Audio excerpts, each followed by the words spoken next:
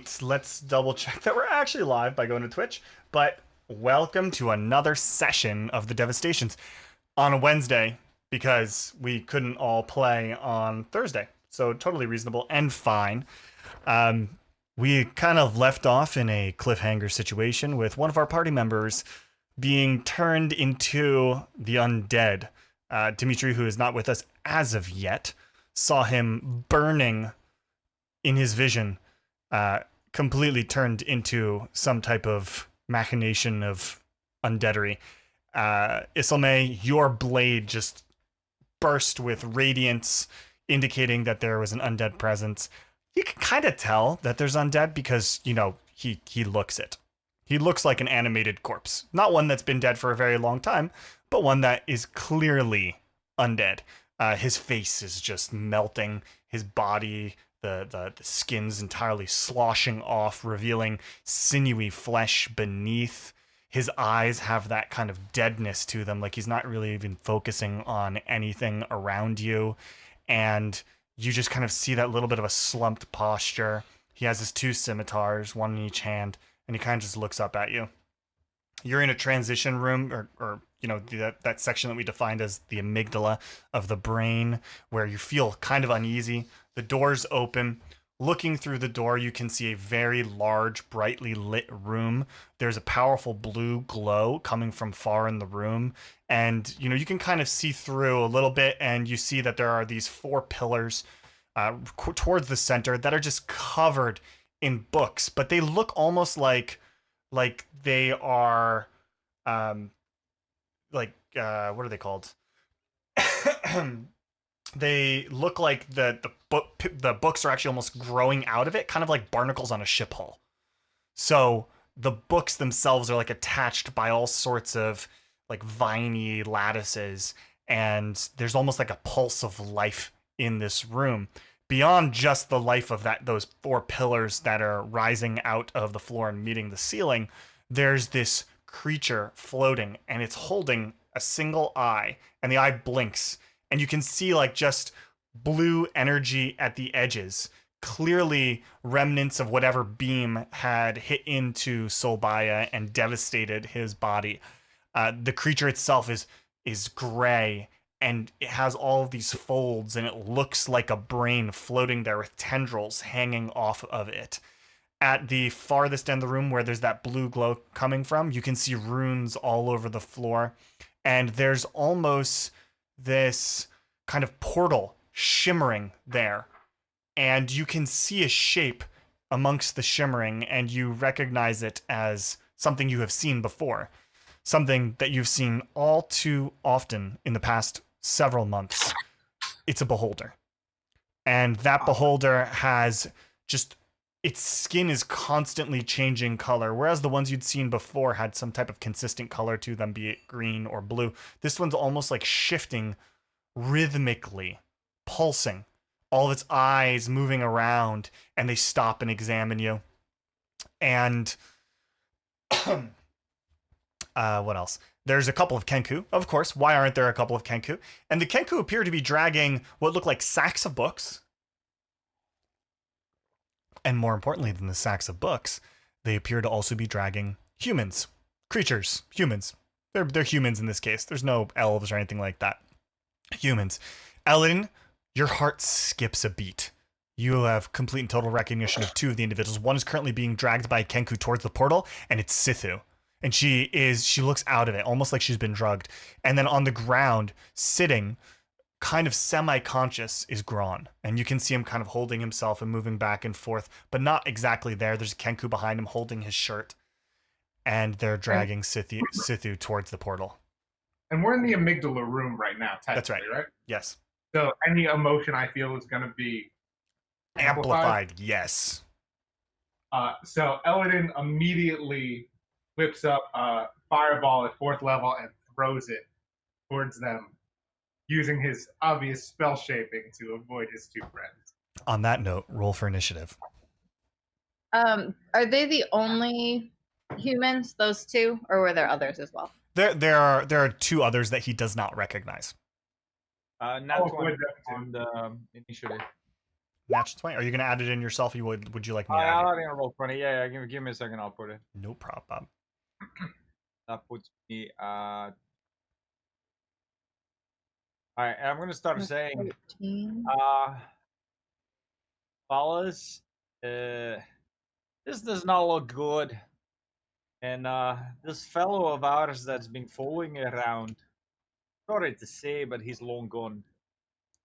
And I ain't gonna let him harm the people that are still alive.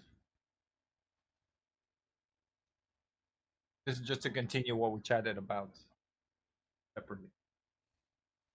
Like, if you want me to help you, you're gonna have to help me back. It started by helping each other, not the undead. Excellent. All right. If anybody needs me to add them to roll 20, their roll, let me know. I'll be adding it. I can know 6. Do you want me to add you, or are you just announcing that wonderful magical score? I have a 21. 'Cause this- Me, I rolled a 6. Do you want me to add you in roll 20? Yeah, I don't have roll 20 open. Okay.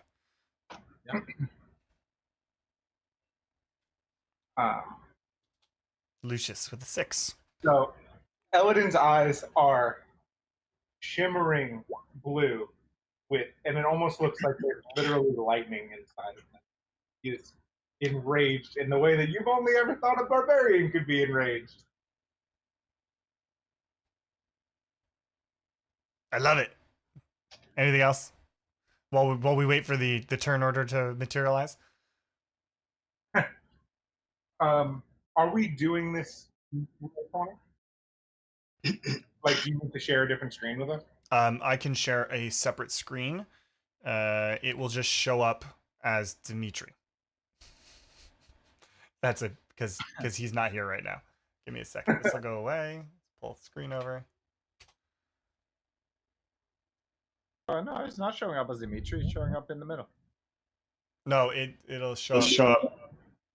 Second. It's showing something else as Dimitri.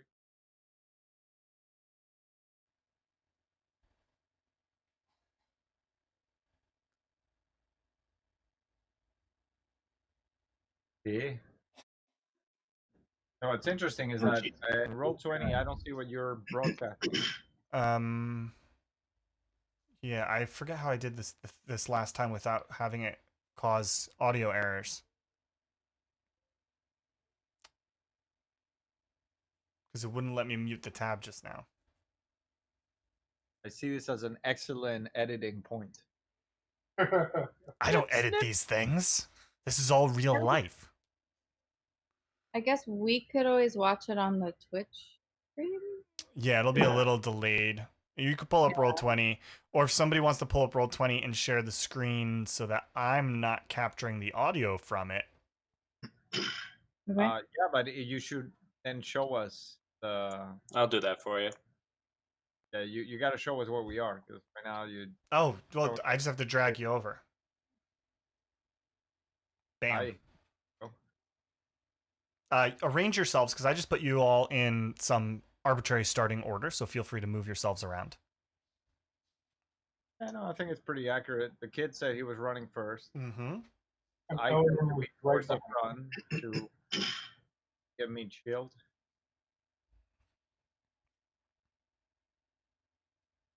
I'm good. I'm good behind Eladin. Protect me. And the good tank that I am. Shit, this is a big.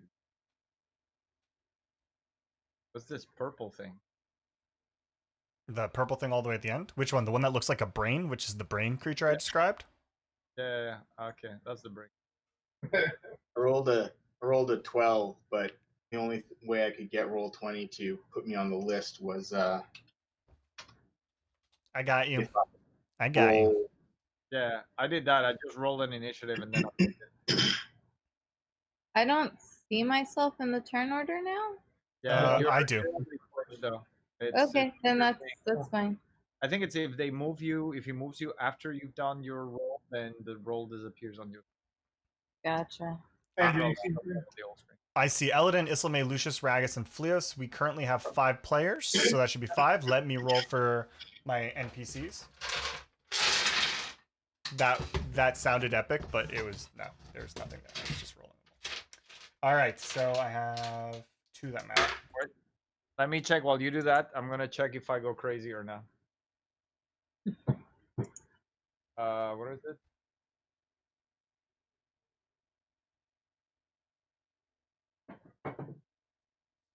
Okay, I succeed my save. So, what's my wisdom? Yeah, I rolled a non-natural 20.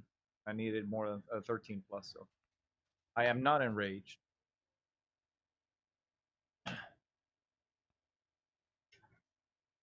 Okay. So, all right. So as like Ellen's beginning to have his reaction, which I'll give it to you, I'll let you fire off your fireball. But as that's happening, you almost hear this unsteady sighing sound from the room, and you get this overwhelming sense of anxiety coming from the room itself. And upon seeing you, the tendrils of this brain creature immediately kind of slap onto the nearby column. And Eladin, I'll let you go, and then we'll start normal turns. Okay, so I need everybody in that room who's not my friendly make a DC 16 dex save. What? And then I'm doing this with a piece of charcoal in my hand that I crush as I cast the spell. You said anybody who's not your friend, right? But are we friends? You're so far out of the realm that it's not even close to you. Okay. And to be clear, the beholder's not there. You can just see it through the portal. That's fine. I like that he's not there. All right, the 2 Kenku... Oh, no, sorry. 1 Kenku fails. Everybody else succeeds. So the one who failed takes 40 fire damage, Well, that Kenku's dead. and the one everybody who saves takes 20. Excellent. Grab my notebook. Out of charcoal.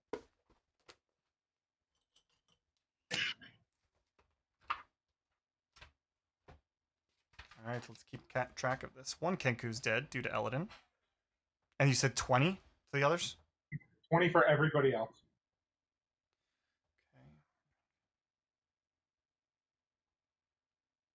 Okay. Oh, that's it. That's it. 2 Kenku and a brain. Got it.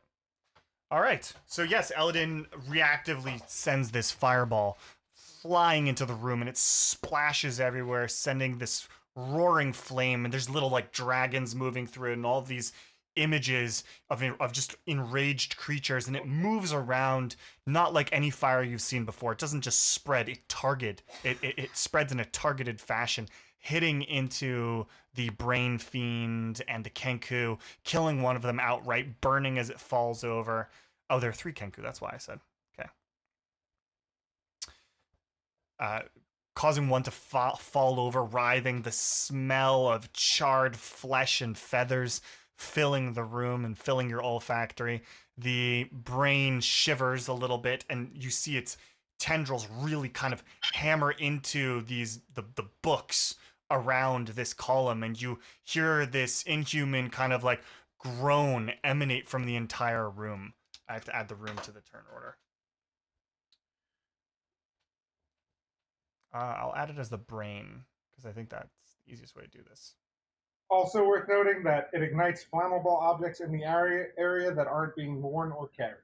Can I add? How am I going to do these? I wish I could add arbitrary things into this.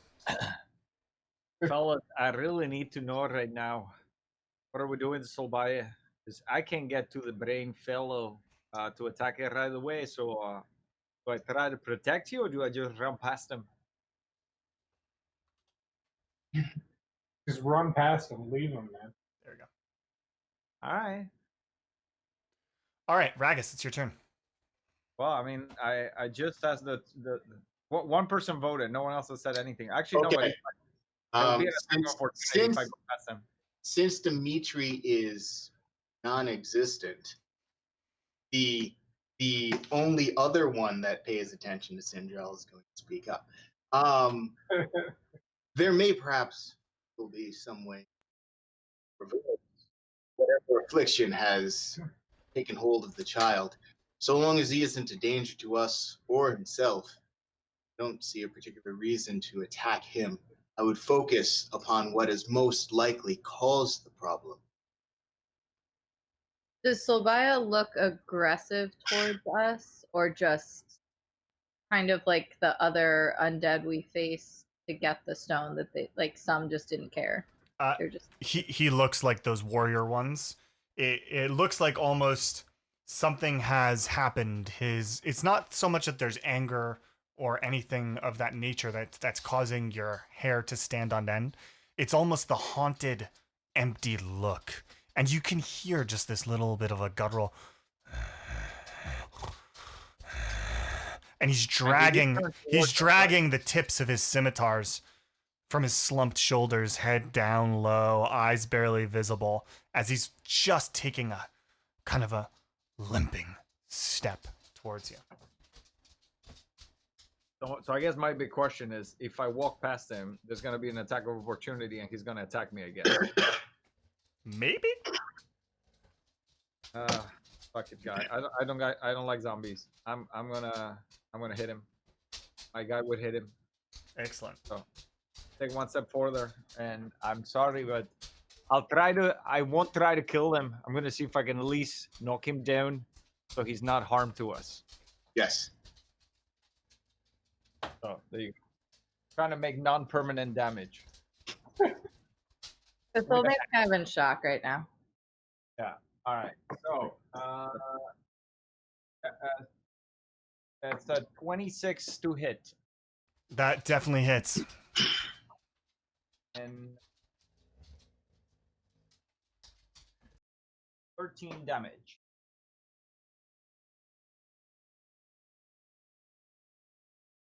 Okay. 13 damage. 13 damage. All right. What weapon are you using? My super great axe of devastation. Excellent. So yeah, he's kind of coming up to you with the scimitars, and you're directly attacking him, is what you said, right? Oh yeah, I'm going towards him, and I'm just smacking at him. Yeah. So Trying not to as you make too much approach, permanent damage. As you approach, he flicks up the scimitars, and there's sparks that shoot from them as he raises them up. And in that moment, you go from slightly hesitantly approaching him to knowing exactly what you need to do. And you bury your axe straight through his armor and straight into the hefty meat of his chest, and it splits open, and black, putrid, pus-filled blood begins to pour out all over your blade. And you kind of like wrench it free, and you can see bone and sinew, and man, he's still standing. And there's just this putrid, disgusting blood. It smells like just decay falling to the floor. I thought you were just trying to knock him out. Looks like he's doing fine. Okay, so I do my second attack. Maybe I'll try to finish that cut and take an arm out. 17. 17 hits. All right. How much? Tabs. 14. 14 points of damage.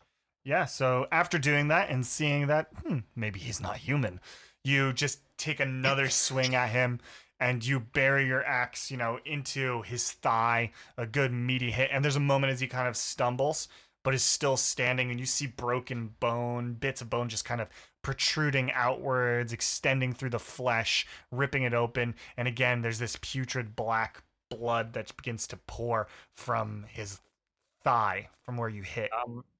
Question: if I walk around him here, that's no attack opportunity, right? I can still place myself there.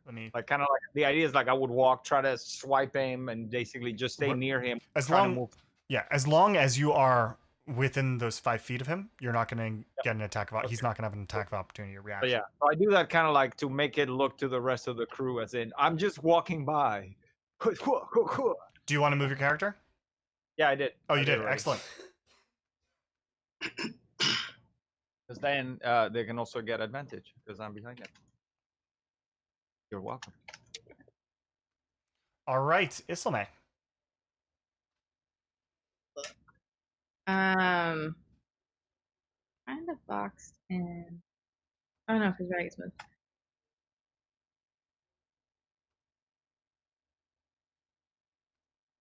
I kind of want to just run up and try and grab Solbia's weapon from him, like just attempt to disarm him, and also kind of get in Ragus's way because it's going too far to me.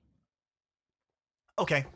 Not really sure what to roll for that. Like, I don't want to attack him. I It's just gonna be want to try to disarm. grappling. I'll literally Grappling good. disarm like Ragus is trying to do. Yeah, Just yeah. to be clear.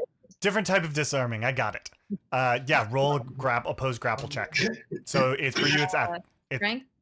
yeah, Athletics? strength athletics. But because I have special house rules that I haven't finished working on, you can also use your acrobatics. So whichever you prefer. Definitely that. That's what I figure. 23. 23. Let's check our opposed check. Yeah, you managed to grapple him, so you're hanging on to him. I'll allow you. Well, I'm gonna say that that's like your bonus. So now you're hanging on to him. So normally it's an action, but in this case, I'm saying it's the bonus. So you're hanging on him. You have control. If he moves, you're moving with him. If you move, he's moving with you. Now use your action to attempt to disarm. Again, opposed grapple check. But I'm only gonna let you disarm one of his two weapons. Sure. 19. Let's see what his. No, so you go to take away the weapon, and as you grab it, he just kind of like twists his wrist free of your attempt to wrench it. You're still grappled, but you didn't manage to get rid of it. Okay. Remember, he can still attack you while you grapple him. Sure. And I just kind of turn to Ragus, like, tone it down. All right, anything else? No, I think that's it. All right. So let's see what this does. I'm gonna roll a 1d6. 5, not bad. Okay. And we have how many players right now? 1, 2, 3, 4, 5, 6. No? Yes? No, that's including. Oh, I forgot to add somebody to our order. Who did I forget? Melagul. Some Adam at the bottom. Why is... Oh, right. That's not really the bottom of the order. The bottom of the order will be right here. There we go. All right. I added Melagul. All right. So we do have 6 people I can attack. I'm going to attack the second, which is Eladin. Excellent, Eladin. You must make a wisdom saving. Make a wisdom saving throw, please. Everyone? Just Eladin. Just Eladin. Okay. Is it being charmed? No, it is not being charmed. That is an 8. I am sorry for what's about to happen, but not really. Okay, let's see. I need some D6s. I need some D6s. Probably less than you think.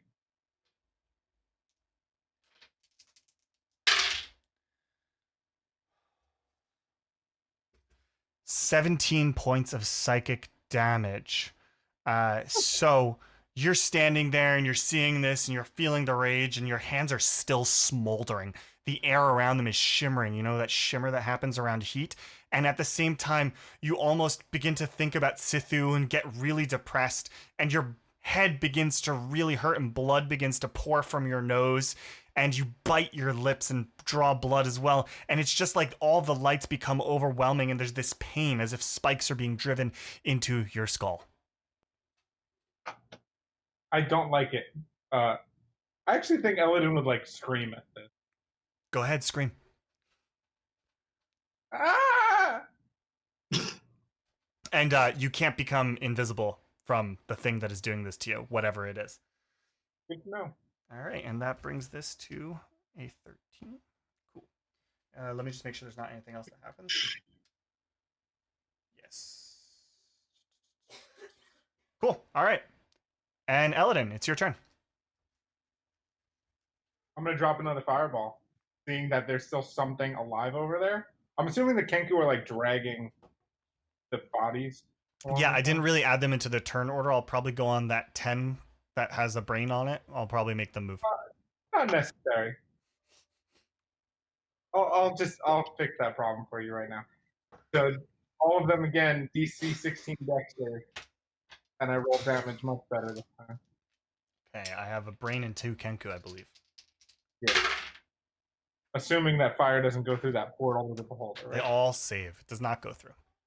So they all take 14 points of fire damage. 14 points of fire damage. Let me just make sure, but I'm pretty certain you just killed some Kenku. Monsieur Eladin.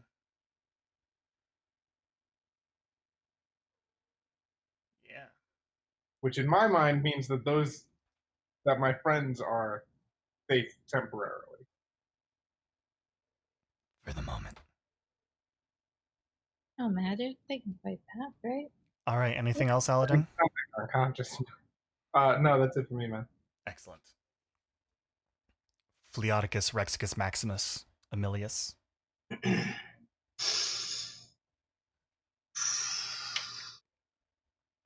Question.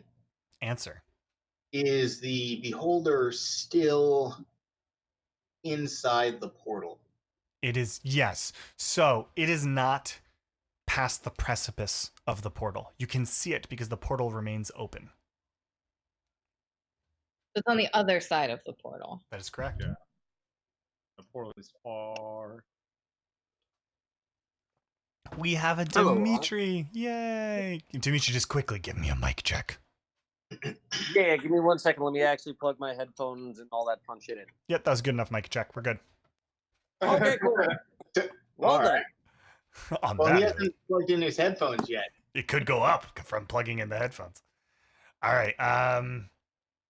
Fleos. Yeah. Okay. All right. All right, better? Oh, you sound so Oh, beautiful. Yes. Yes. Sound very Excellent. tall. Okay. You don't Excellent, need to know what excellent. happened. What just happened? What did you do? I just All heard right. You Did I barely not missed stop? a round of combat. So, Step 1, roll initiative. Oh, yeah. Give me some initiative, baby. Okay, let me get my dice out. Oh boy. yeah, I think this is what I gotta try. All right. So seeing the mess that's being made of this. Actually, Initiative is 4. I mean, yes, good job. real quick, good because first roll. Dimitri suddenly exists again. Solbaya, as you may remember, this is out of character, slash. As you may remember, Solbaya was turned into something Yes. at the end of last game. Do you have anything in your repertoire that might Yes. fix him? Well, I can't say yes, but I can definitely. Okay.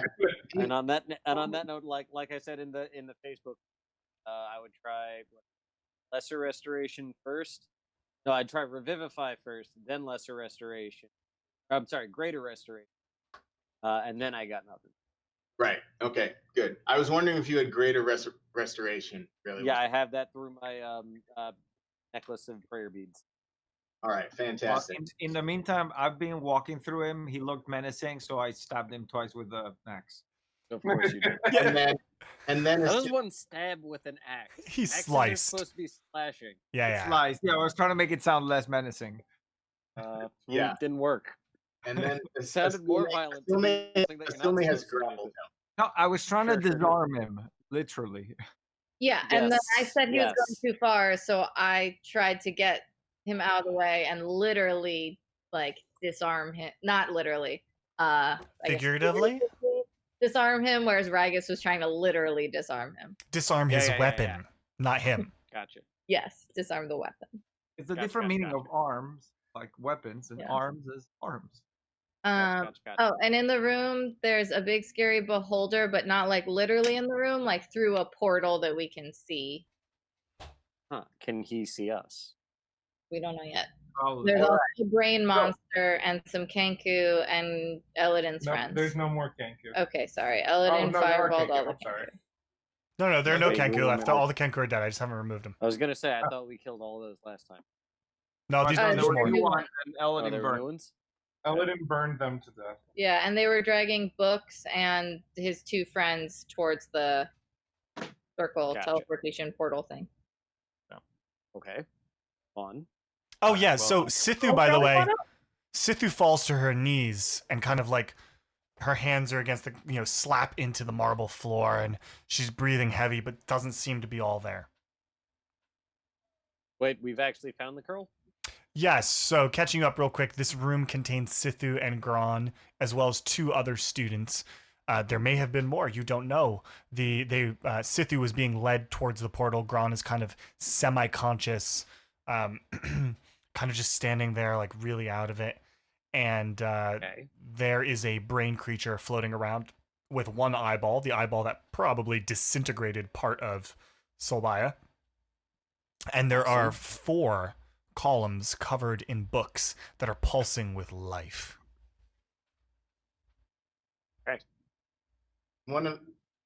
And so this happened after. So Situ, like, fell down after Eladin wrecked some monsters. Yes. Yeah, he murdered the Kenkus.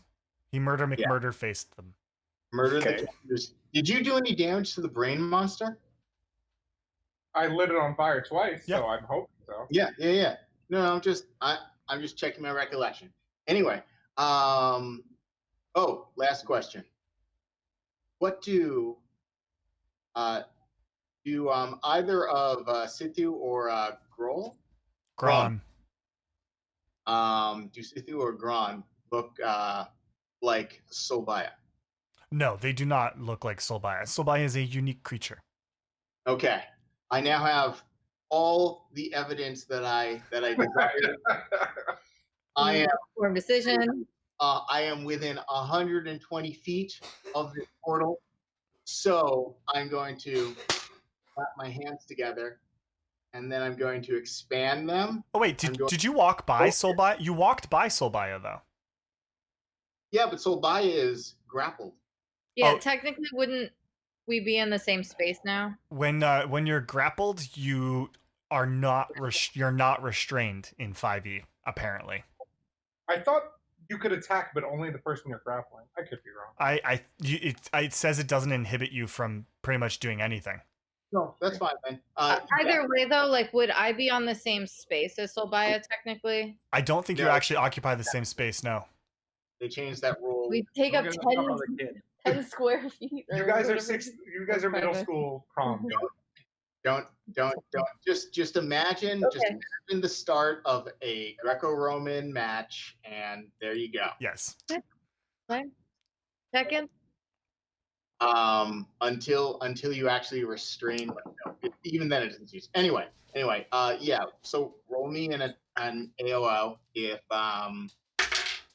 if he hadn't already taken his reaction. All right.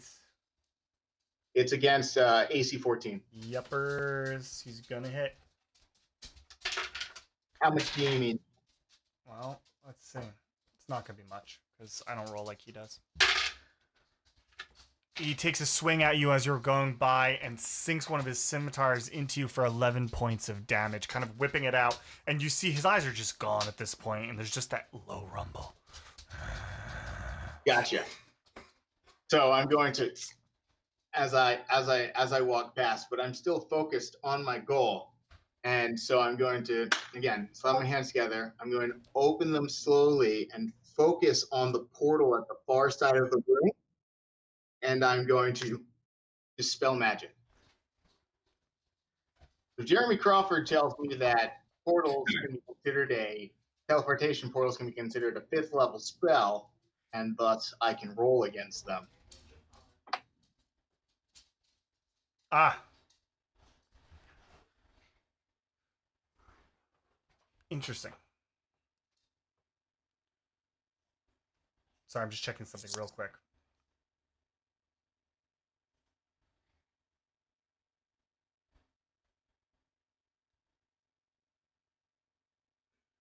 Yes, I know. All right. Casters. Casters are a real pain in the ass. Yeah. So you go to do this, and it feels like you can feel the energy building in you. You can feel the essence and the nature, and you are looking for that connection to snuff it out. And you get the sense that the connection isn't there exactly. Like something is just missing, as if this weren't necessarily a spell in and of itself. So the teleportation circle does not have magic. That's not necessarily what it is. I just looked up the rules for magic items. If the magic item casts a spell, then you can dispel it. If the magic item has a property that is magical, you cannot dispel it. Hold on. Let me pull back up page advice. Well, we're doing the rule Yeah, segment somebody of else- the game. somebody else Um, go. Think about it real quick. If you had a weapon that like had burning flames, for example, and it's just a property that not a spell that's cast on it, you'd be able to dispel that. And we wouldn't want that. Side note. Grapple just makes a creature's movement 0. Right, there you go. I mean, ultimately DM Fiat supersedes SA anyway. So, If it was a spell, I'd let you do it. Can I roll Arcana then? Yeah, to like try and figure out what happened. To try and figure out what to do with it. Go ahead. Go ahead. All right. By the way, as you walked by and got stabbed, I'm gonna tell everybody. Do you understand what I'm trying to do here? I'm trying to keep you all safe. He's gone. No, and that's Not yet. fair. Fleos is still trying to protect his group. Yeah, that was just a 13 Arcana, so I probably didn't figure out anything. You figure the source is no 13's plenty fine. You figure the source is not a magical spell, but something that has a property associated with it that can keep this rip open. So you know that there has to be an item somewhere that's actually performing this. Okay. All right. Okay. Cool. That's it. That's my turn. All right, and our wonderful Sulbaya is going to attack Isilme. And he misses both times. He comes at you, and you're holding on to him, and he goes to swipe at that scimitar, and you kind of just have this momentary jerk reaction, and you jerk his armor, kind of throwing him off balance, and then his other hand comes around to stab you in the side, and you jerk him again to the other side, and kind of duck underneath as the blade whoosh, goes over your head. Just so everyone knows, out of character, I'm imagining the moment where Sirius Black is like trying to hug Remus and tell him like, "No, don't turn into a werewolf. You're actually a good guy." Yeah. I don't know what that means. Some Harry Potter reference, I think. That is a lie. I know your wife is. I don't making know what that coffee means. movies. I know this. Okay. Disappointed. So this will be the brain. What does it want to do?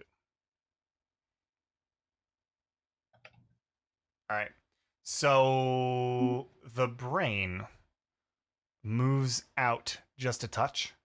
And Fleos, you're standing there in front. Make a dex save, please.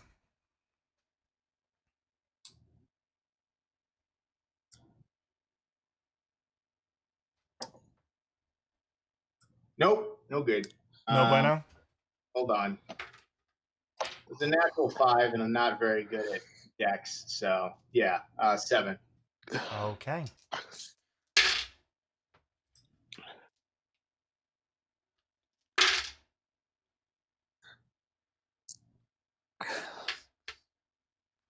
$32 points of damage. So this eye pulses and the beam of blue energy shoots out, and as it hits you, you can feel this overwhelming force pushing upon you, pushing almost the particles of your body apart, disintegrating portions of your flesh. All right. It kind of All sucks, right. right? And its tentacles expand, and it begins connecting over here to this column as well, and then floats over here. All right. Andrew, you When I cast the fireball, did any of the books catch fire? Yeah, but their bindings seem to almost like shake and shiver, putting the flames out. Gotcha. And so Ragus. My turn again. No, not your turn again. Make a wisdom save. Wisdom save. Oh, sorry. Straight up wisdom. Straight up wisdom save. 21. You are good. You feel a moment of terror as the creature, the brain creature, kind of moves in and out of your sight, but you shake it off. There we go. All right, and that brings we're us to talking. this 10, which is not the brain. These 4 pillars light up, and as they light up, Which 4? The middle ones? the 4 pillars, yeah, in the middle, here and here, Okay, yeah, I got it. etc. Let me see what they do. Perfect. Okay, so I have to roll these. They light up with 5 of them. Second, while I look this up. Copy, paste. I think it's gonna cast 5 times. 1d4 plus 1. 3 glowing darts. Oh, where's my... There's another d4. Okay, this is 5 times. So we're gonna attack 5 different people, I believe. Oh, okay. So let's see. We'll start off with... Well, let me make sure it's in range, actually. Should be. 120? If it's magic missile, it's in range. It's 120. It is magic missile, indeed. Yep. So this one is going after you, Eladin. I'm just gonna cast shield, so that's a no. Okay, cool. What does that do? Just magical effects don't do nothing? Magic missile has no effect. Good, because you needed it. And the next one is going to come at Islame for 6 points of damage. Another one's going to hit Ragus. Magic missile. I got shield as well. All right, so it doesn't hit you. Another one is going to hit Dimitri. Do it. 3 points of damage. And that was 4, so there's 1 left.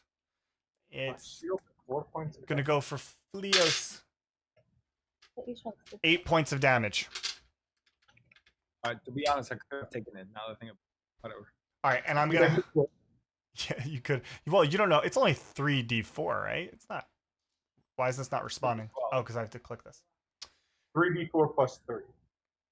Yeah, I didn't add the plus. Whatever. I don't care. And then this beholder passes through onto your side, Signs of a- and you see its one eye kind of begins turning around and opens, and it comes out, and another one turns and opens, and it comes out. And you see one of the eyes just stare straight into Sithu, and she kind of stands upright. And he walks back through, and she follows. Can beholders walk? They have no Sorry. legs. He floats through, she walks.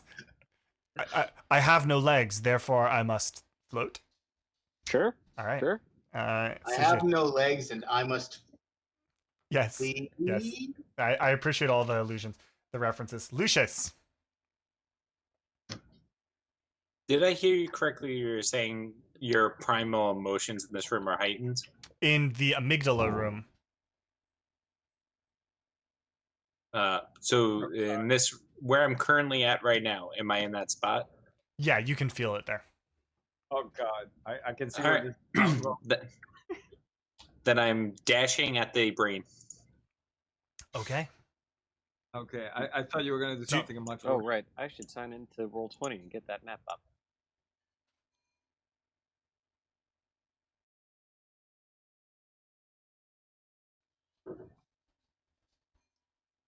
I thought your And then- emotions towards Olbaya were gonna get enhanced. No, I want to kill this thing. Yeah, that's my turn. I dash. Excellent. Dimitri. Yeah, so Lucius just kind of like bolts into the room. Just, doing his best to sprint through.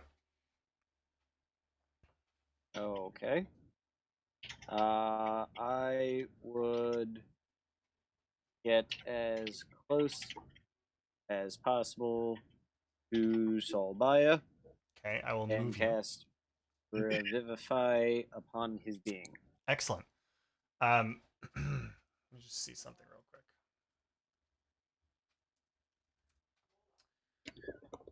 Is it possible? Is it possible to de-zombify a zombie? Yeah.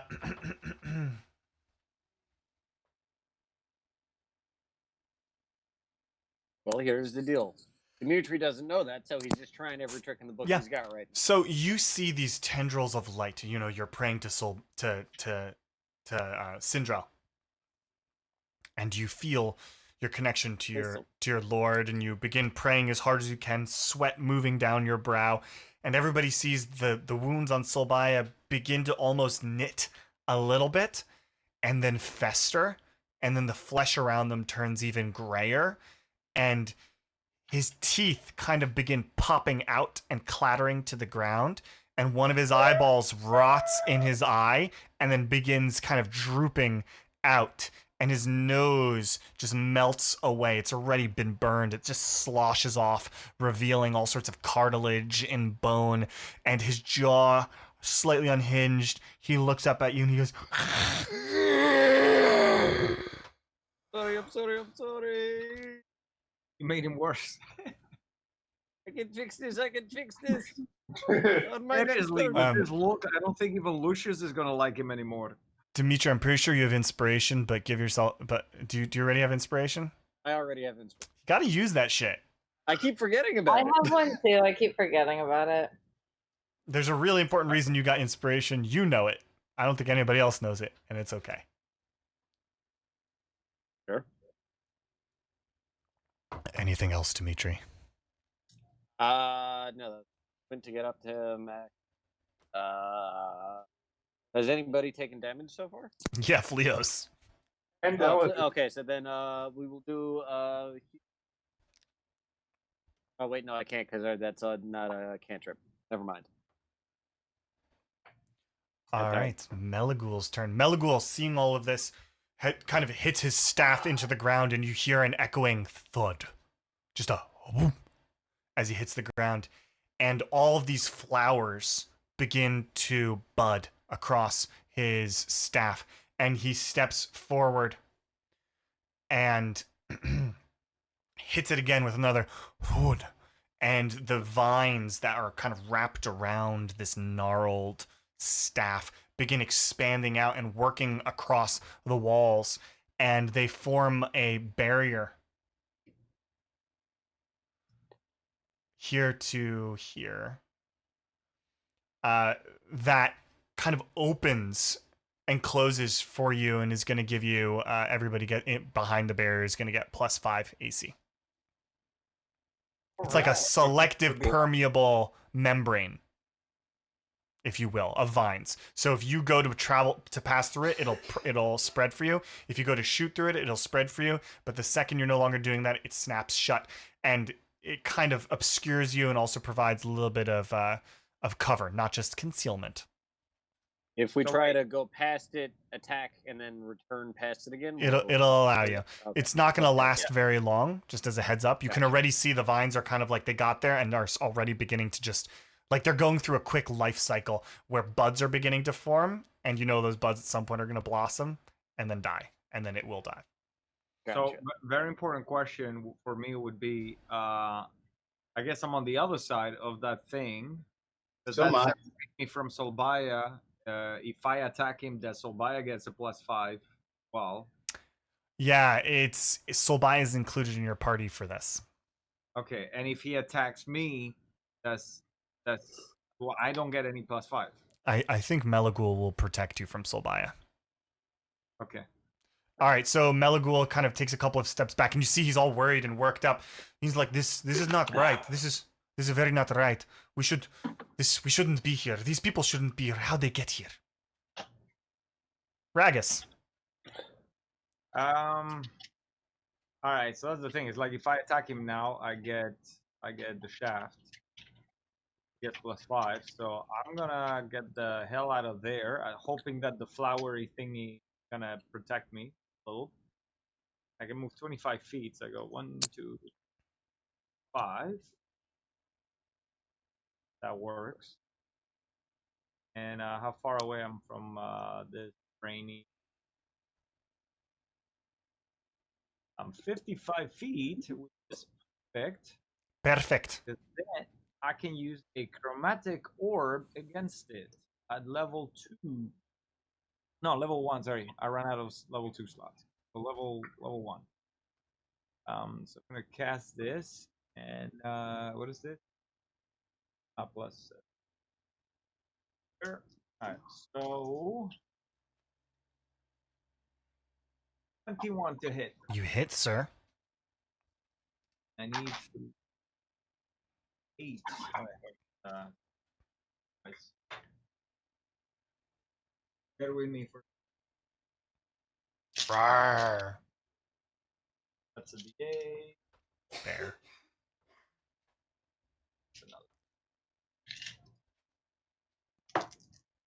All right. Give me good damage. Okay, so that's not good. That is a 9. 9 damage against the brain. Yep. And it's let's see, something that looks like would hurt a brain. Let's go with acid. Sure, yeah. So a ball of I do to give him brain freeze. trying to get. What do you want to do? No, acid's fine. Acid's fine. Acid's fine. Just throw some acid on it. So yeah, you shoot off a ball and it begins glowing green and forming into this acid at mid-journey and then slams into the side and there's bubbling and popping as sections of gray matter kind of melt away from the flesh, but it doesn't look like it did that much damage. Kind of almost surface level. Anything else, Ragus? I don't think I can do anything else, so no, that's it. All right, Isilme. Dimitri, what do I do? And I just keep like trying to hold Sobaya and trying to take away his swords. All right, you're already grappled. Do you want to go ahead and attempt to disarm him? Yes, please. Give me them bones. Oh, Yeah. awful. Be wary of his mouth. He has a very lucky Melagul put that thing in there. Otherwise, I would have kept slashing at him. The natural one, so I did not. Yeah, you go to take it away and you kind of like slice a part of your finger, not enough to really cause damage, but enough to draw blood. And you're like, oh, fuck. I guess that's my turn. I was just trying to like take his toys away. All right, excellent. Slice his arm. Slice it. Who's making beeping noises? Sorry, that's me. All right, cool. So that brings us to the. You take 35 damage for the beat. Let's roll 1d6. Find out what gets. God forbid I try to get some laundry done in the background. You all are very lucky. All right, and let's pick a player. Ragus. All right, Ragus. Hi. We're gonna need my shield again. Give me a wisdom save. I'm not that wise. You're in a brain, man. If I Uh, only had a brain. oh, wait. You're good. You're only going to take half damage. Man.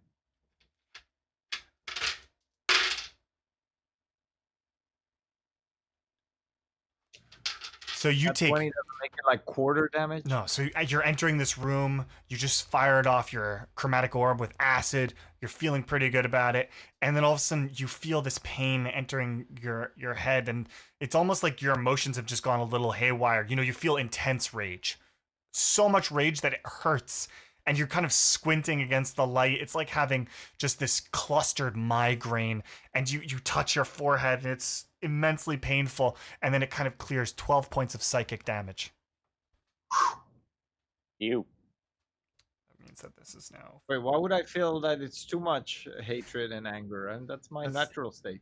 It just makes it just makes me hungry for more. All right, We have it. Elodin. Okay, so the only enemy left, because we can't see the beholder anymore? Yeah, no, the beholder's gone.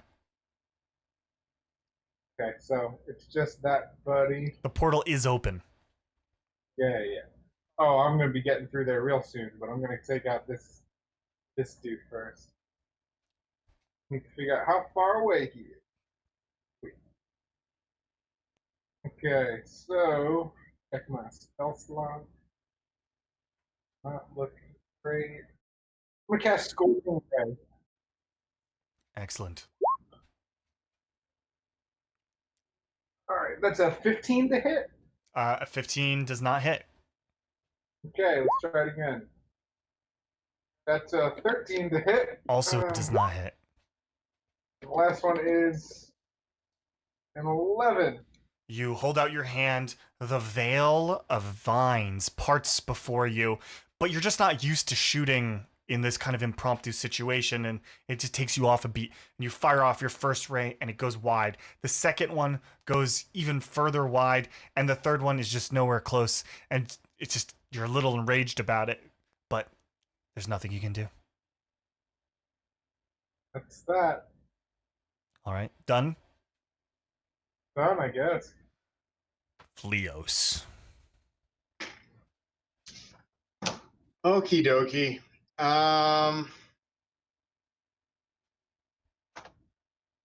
Just for my edification and to make sure, this is Gron.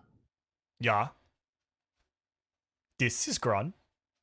We don't know who that is. Nay, no. All right. So I'm going Yes. to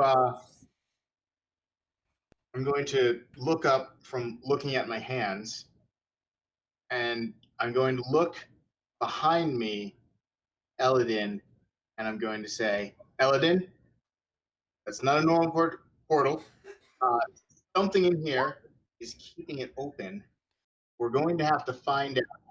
Should find out how or what it is before we go through, so we don't get stuck on whatever the other side is. Having said that, I am going to, just do the normal thing, and I'm just going to Normal thing. see if I could actually type, I'd be able to figure it out. There we go. All right. Yeah.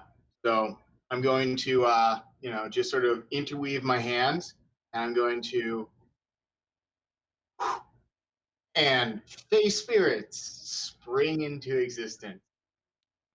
8 different bloodhawks. I don't know if you want to represent that with something or not. Caw. Did it look like this one? All right, give me a second to give it a name so you can actually see it. Oh, Hawk. Save. 8. How far away do they spawn from you? I'm gonna have them spawn. Hold on a second.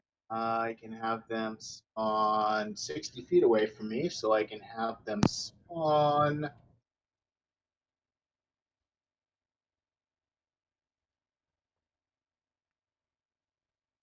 Like here's us? Yeah. No, I'm gonna.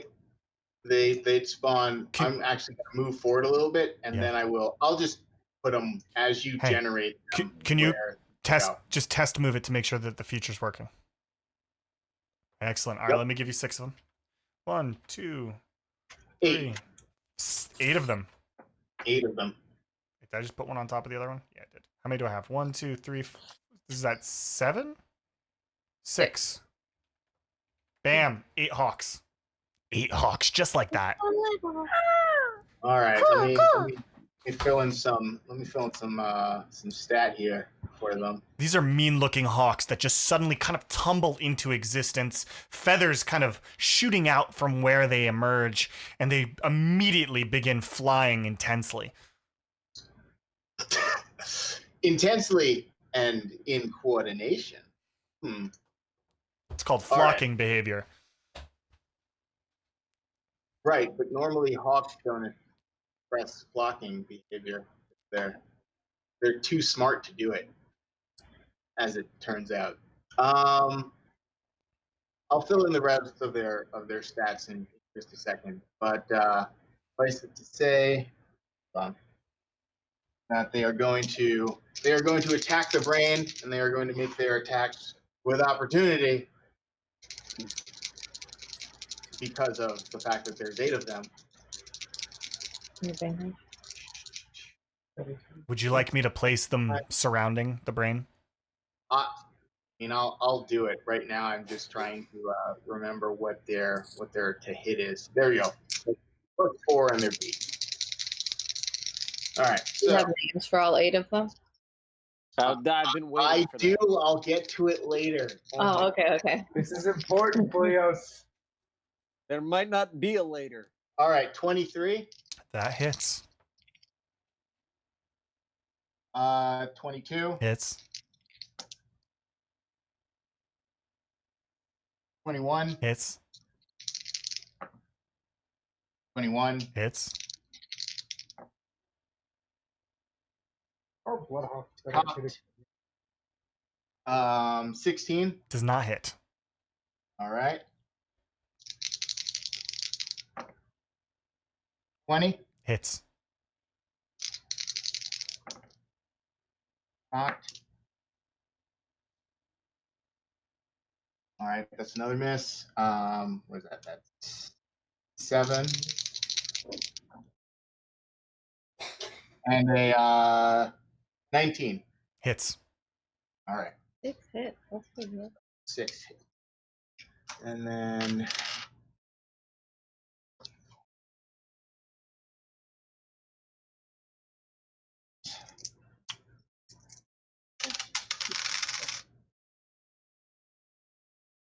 all right, so I've got a 6, I've got a 3, I've got a 6, I've got another 6, I've got a 4 and a 4. 27, right? 6, 3, 6, 6, 4, 4. 29. 9, 15, 29. 21, 29. All right, cool. 29. Excellent. Brain. Yes, so your hawks swarm and begin picking at the brain, pulling chunks of this kind of gelatinous brain ooze off of it, and it moves, and its tentacles kind of begin whipping around and attempting to kind of push them away and to strike them as they move by. And it looks like you did some reasonable amount of damage to it with your hawks. Fantastic. Absolutely. Do you want me to do you want me to go through their names? You Yes. can just post them in the chat for us. No, I need to hear this out loud. Our viewers need to hear this out loud. You need to write poetry for each one of them. I have to write poetry for them now? Like Yeah, seriously? like last time. Like last time we had to write poems. They each have to say a sonnet on the way. But that. No, they're all right. Their names are Gali, Wern, Boretras, Theodices, Itras, Moteras, Polominis, Nuri. Wait. Just out of curiosity, do you name, like, does Fleos name them, or do they come with names? Why not both? What does the animal You call realize itself? that you're gonna have to repeat those names every single time they do something. And now our viewers will know. On that note, Fleos, anything else? No, that's all I'm gonna do. I'm gonna Alright. stay where I am so I can sort of so I can see what's going on with the brain. Okay, that brings us back to Soul. Just to recap, this guy in the blue hood is just some random human that we're dragging somewhere, right? If it says student, it's just some random human. Well, it doesn't say anything. It's just I don't see Isn't anything. that Gron? That's one my says Gron. friend. That's Gron. Yeah, it says Gron on it. We Yeah, can't on my view, I don't have the name. Yeah, I'm not getting named. Well, blame roll 20. Okay, Blame Wolverine. Isilme. Wow, I keep rolling a 4 and a 5 every time I attack you, Isilme. So Okay. yeah, I'll keep doing it. Solbaya basically, again with those scimitars, goes to slice at your belly, and you just push him and move back simultaneously. And then as he's going around with the second strike, you drag that collar to the other side, and you kick one of his legs, and he stumbles momentarily, catching his balance. And he doesn't strike you because you just keep doing such a good job of grappling him. Did you push him on the side of Good that job. again? That brings us to the brain. The brain turns, swarmed by all of these hawks, and it fires off a beam of energy, and it strikes in the middle of the portal. And for the first time, you can kind of see, amidst all of this energy that is amassed there, there is a crystal, a very tiny crystal. And as the beam hits it, it completely disintegrates, turning to dust. And then, immediately, the portal begins to become unstable and collapse and vanish. Sick. And it's going to tentacle attack one of these hawks. Because, why not? Because science. At least we don't have to worry about a beholder. 17 to hit. Does it hit a hawk? Yes. All right. Okay.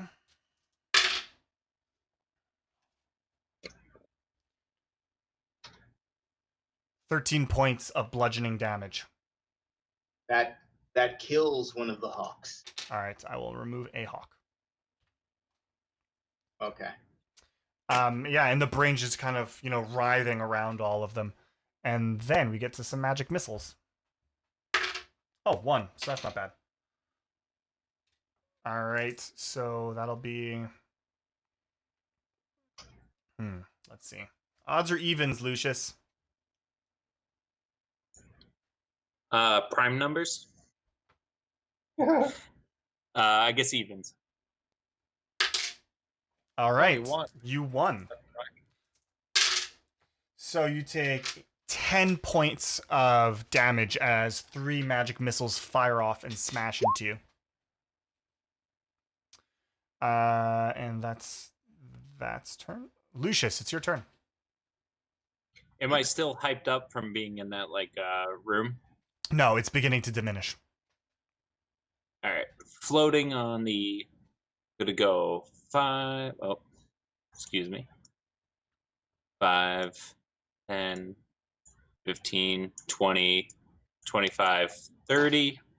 I am going to take my whip out and whip. Is it a miracle whip? Whip. Cool. Whip it good. 17 to hit. You do not hit. The whip goes wide, just barely nicking the side of it, but not drawing any blood or causing any damage. In Wait, did it just shield? Did we see No. it? No, he was just slightly off. I'm gonna, being still kind of running off the adrenaline from being in this room, I'm just gonna drop my other whip, pull out that longsword. Since I made an attack, I get an extra 10 feet of movement. Go right in. Second attack, longsword. Actually, that square's occupied by a.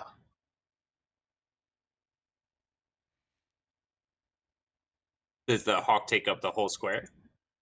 Wouldn't the hawk be flying? I mean, Maybe underneath it? DM adjudication. I'm going to say that the hawk is taking more vertical space than a human. It's probably not flying at below 6 feet, I would imagine. Because it just made an attack, so it's probably pulling up to come back and dive down. So I'm going to allow it, is what I'm saying. Oh. Cool. This So- time. I'm going to say, do you have enough movement to leave that space after? I get, whenever I make an attack, I get an additional 10 feet of movement. Oh, but so I there's- have another. But So I there's, have another 5 feet of movement. Right, but there's still the reaction from the brain. Anyway, go on. Okay. Oh, you can move to this unoccupied space afterwards. So yeah, go on. So that's 22 to hit. Yeah, that hits. There you All right. go. I'm going to make this a mobile flourish. So I'm going to expend a doohickey, a D8, which is one of my inspiration dice. So a D8 plus another D8. Well, that was a 1 and a 7. So 8 plus 2 is 10. So it takes 10 points of damage and it moves 10 feet away from me, and I can move up to 5 feet closer to it. Wow, it moves 10 feet away. like such. Does And then does it invoke reactions from everything around it when this happens? that's your discretion.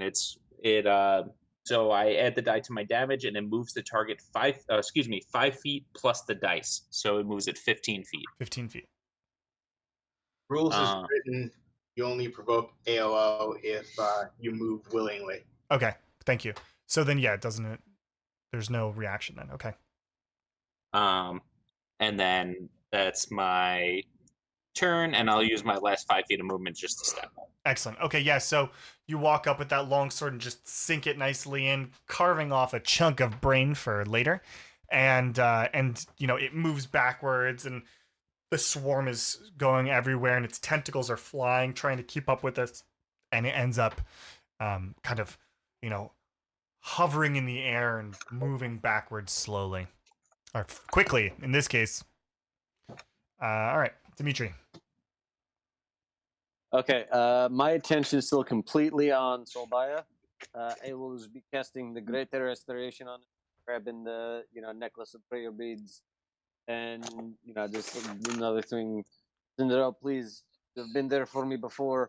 Please be there for my friend now in this time. Please, please do something to ease his pain. Greater Restoration. You focus on that overwhelmingly positive power that you've engaged all your life, and you feel it flow from you to Solbaya. And there's a moment where you kind of see his eyes coming back to him, just very briefly, and the necrosis that has worked its way from this jutting spine of obsidian that is piercing his skull recedes, and he looks at you and he says, "Kill me." And then immediately, overwhelmingly, he grabs his head, scimitar still in hand, and he screams, "Ah!" And you just see the tendrils of black working through his veins, turning his skin ashen, and his eyes just, one of them's, hanging out of its socket, but the other eye just kind of becomes this milky blue, and his skin just flakes off, revealing all of the gray sinew beneath, and he just returns to that state, and he goes,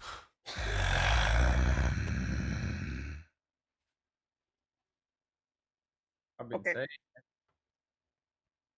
"Anything else, Big D?" Due diligence, sir. Due diligence. You did everything you could. Got one more trick up my, but on next round. All right. Melagul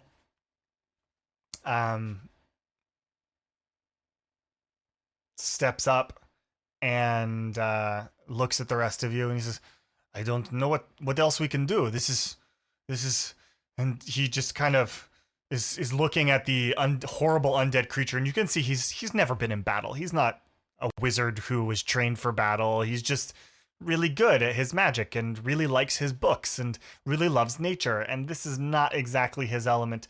And he just kind of looks around, and he touches you, Eladin, and you hear him kind of muttering, and a flower blooms on his gnarled staff, and then dies immediately. And you feel some power passing from him into you, and you regain 1 spell slot per level that you have. Oh, ooh. And then he looks really, really drained afterwards. Like that cost him. I put a hand on his shoulder and just nod, and then turn back to what I was saying. All right, Ragus. So I continue moving towards the brain. 3, 4, 5. And because he backed off, I can no longer throw my axe at him. But I'm still in chromatic orb range, and I still have a couple spell slots. So let's do that. So I throw another chromatic orb. Yes.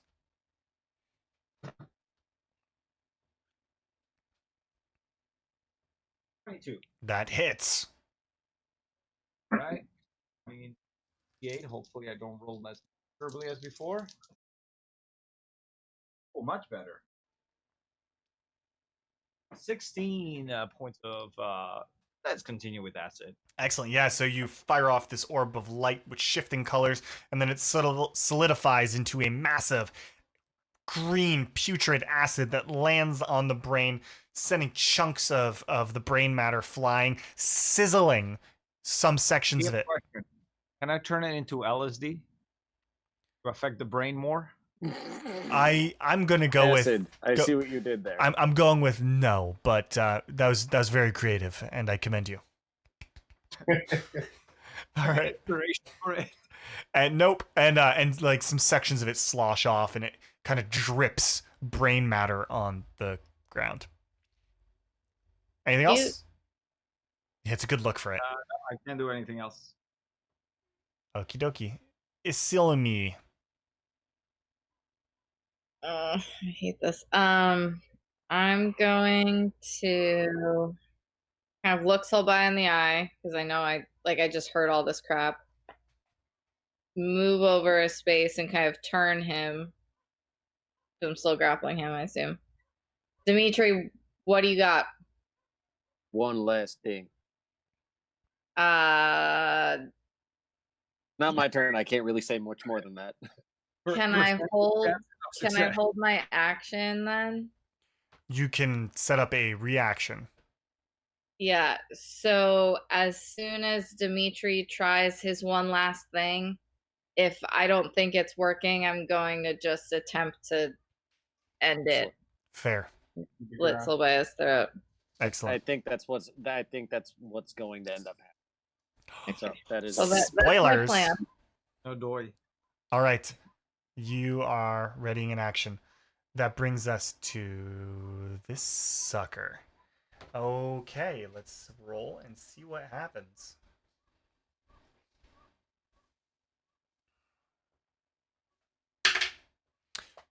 Okay, so at this point, you realize that some of the books on these columns are glowing, and there's a sound that begins to get released from them.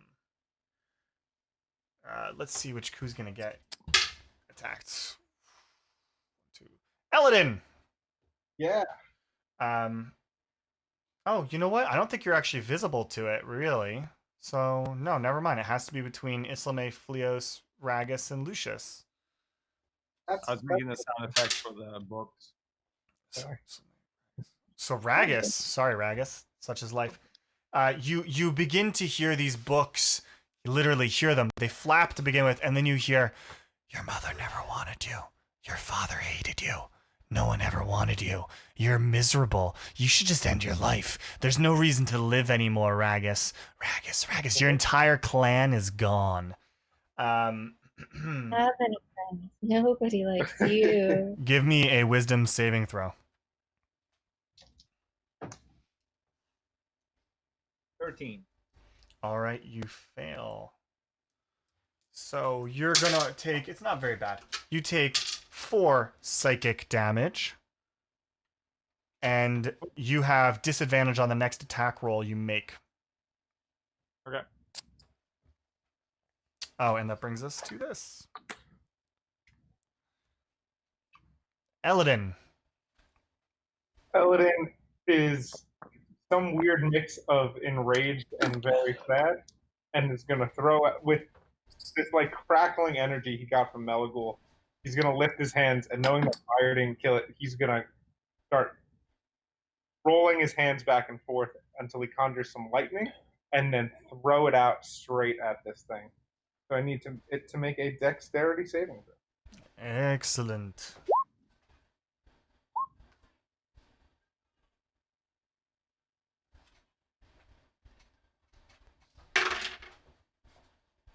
What does it need to get to save? 16. Okay, well, it had a 19, so it saved. So it takes 11 points of lightning. Great, still good. All right, you fire off this electricity, basically whipping your wrists, and this just ravenous electricity shoots out like a thunderbolt. There's a crackle and a boom, and it slams into the side of the brain, causing sections of it to char off. Here, real quick, see something. Oops, that's not what I wanted to open. I need to add up the damage real quick because y'all have done a lot. It actually died that turn. All right, let's add this up. And dun, dun.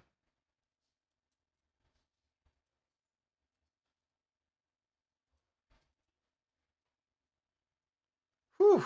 All right.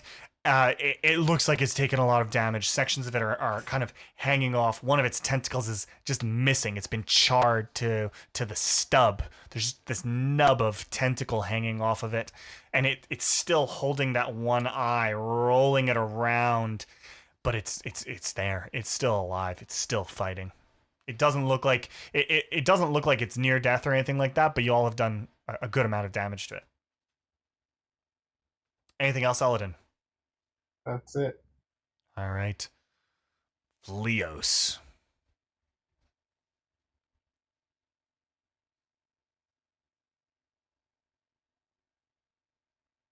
Yep. Standard arrangement. Hawks coming in high, scooting underneath the brain, hop in, just all around the brain.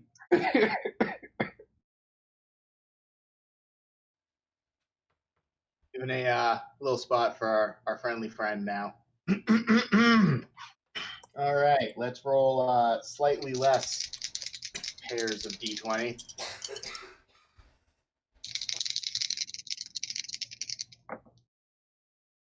$22. That's a hit. Also 22. Another hit. Nat 20. Somebody hold on to that for me. We'll do that one separate because it's going to be special and visceral.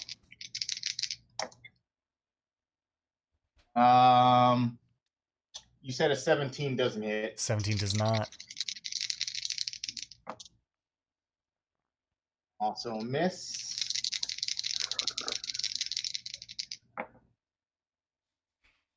That's a hit.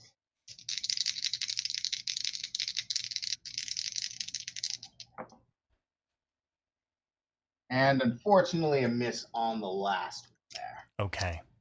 Oh, Killy. Go, Killy.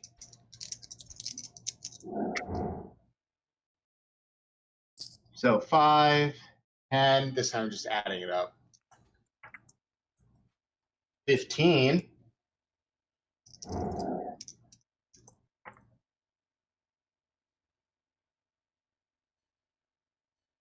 22 points of damage. 20. Is that including your crit? That includes the crit, yes. Okay. The crit was 7. All right, yeah. So the hawks swoop in and begin pulling chunks of the brain apart. They grab the tentacle, and one of them begins gnawing on the tentacle and rips it asunder, sending just this brain matter flying everywhere. There's brain cells inside of the tentacles themselves. The eye begins to get attacked by one of them, and it kind of like pushes it away, but then it rips off another section of the tentacle, leaving a big chunk in it, and the arm kind of goes a little limp but keeps moving around. And your hawks were vicious. Good. I'm going to leave them out there to do what it is that they're doing. I'm going to head back here to hang out with our ship's boy in the last moments of its existence. All right. Yeah, it's my turn. Solbaya again going to attack Isilme. Amazing. And yeah, he brings one of those scimitars up and goes to bring it down, and you just kind of bat it away with your small sword in your free hand in the hand that's grappling. As he goes for the second one, you figure it's been working this entire time. You might as well continue doing it, and you just pull hard on his collar and kick one leg out from under him, and he stumbles momentarily before standing again. All right, big brain buggy creature's turn. Is that the technical term? That's the technical term. Even though no bugs float. Whatever. Just for the record, when it shows up in my monster repository on the open source GitHub repository, it will be called a brain fiend. In parentheses, big brain buggy monster. Of course, DM colloquially calls this, Is also it- known as. Is it actually fiendish? It is a large aberration, lawful evil. Okay. Okay, so Lucius, you're right in front of it. You are causing impending doom. Give me a dexterity saving throw. Nat 20 plus. Nat 20. Six, so Nat 26. 20 is good. Nat 20 is good. All right. You're only gonna take half damage. Buttons? Where's the buttons? There's 1 and a 2 and a 3. I like to think I did a pretty cool tumble out of the way. Heck yes, you did. That was not a Super D8. like unnecessary parkour moment. Parkour. All right, you take 6 points of damage. Nothing big. As this ray shoots off, and you kind of like momentarily dodge to one side, putting weight on your hand, lifting one leg off the ground, and then go right back to the spot. And just as you go back, the beam grazes you for that damage. What else is it gonna do? It's gonna tentacle whip another one of these things that's flying around its face. 21 to hit one of these flyers. It's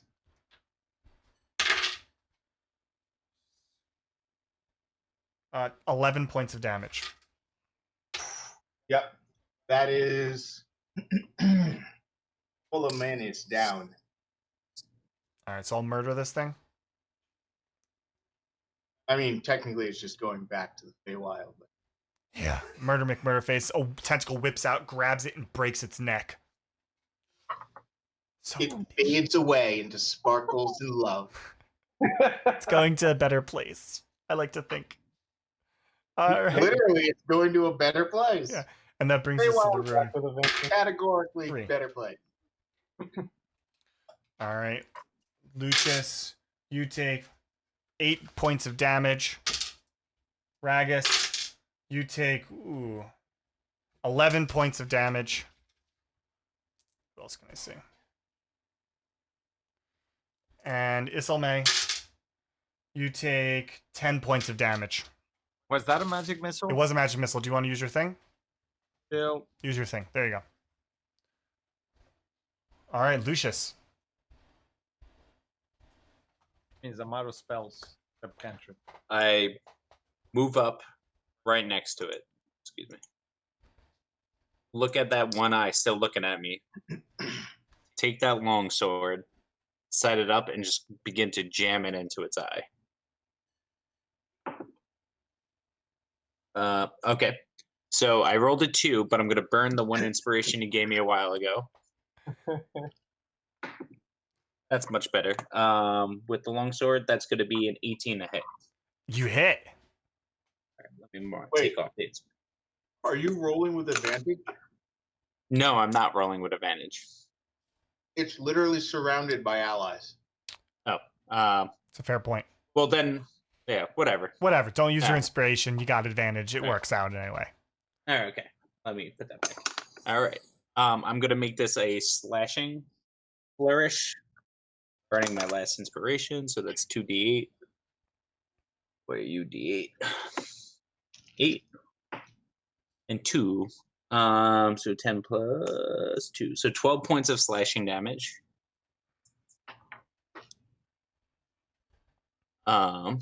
Second attack. Still with a longsword.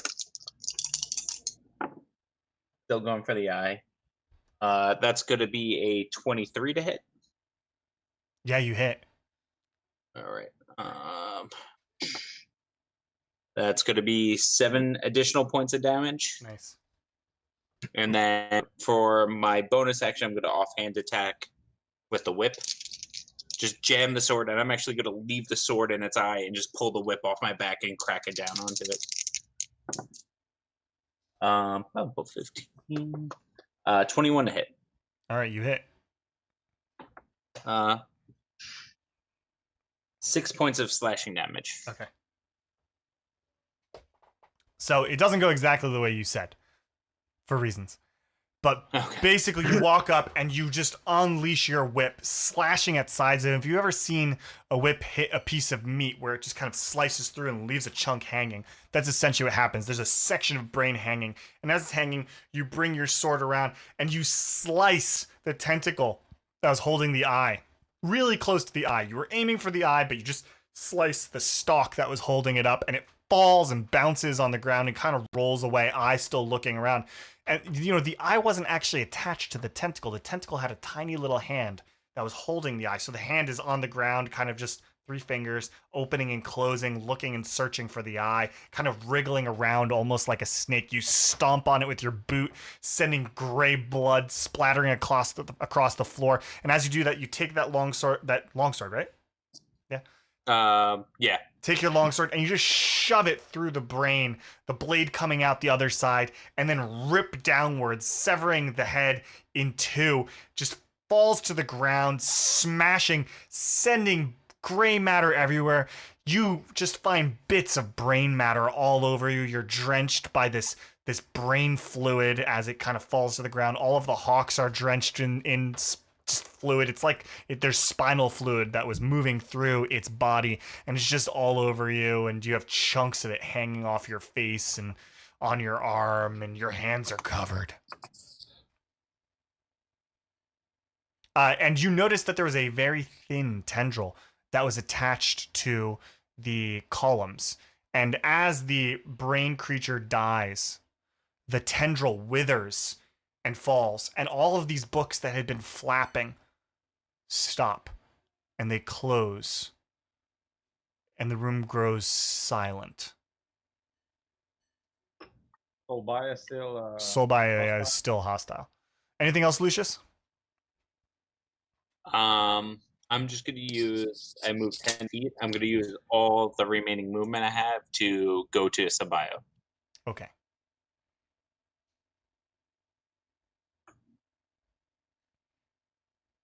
Dimitri. Okay. Last chance.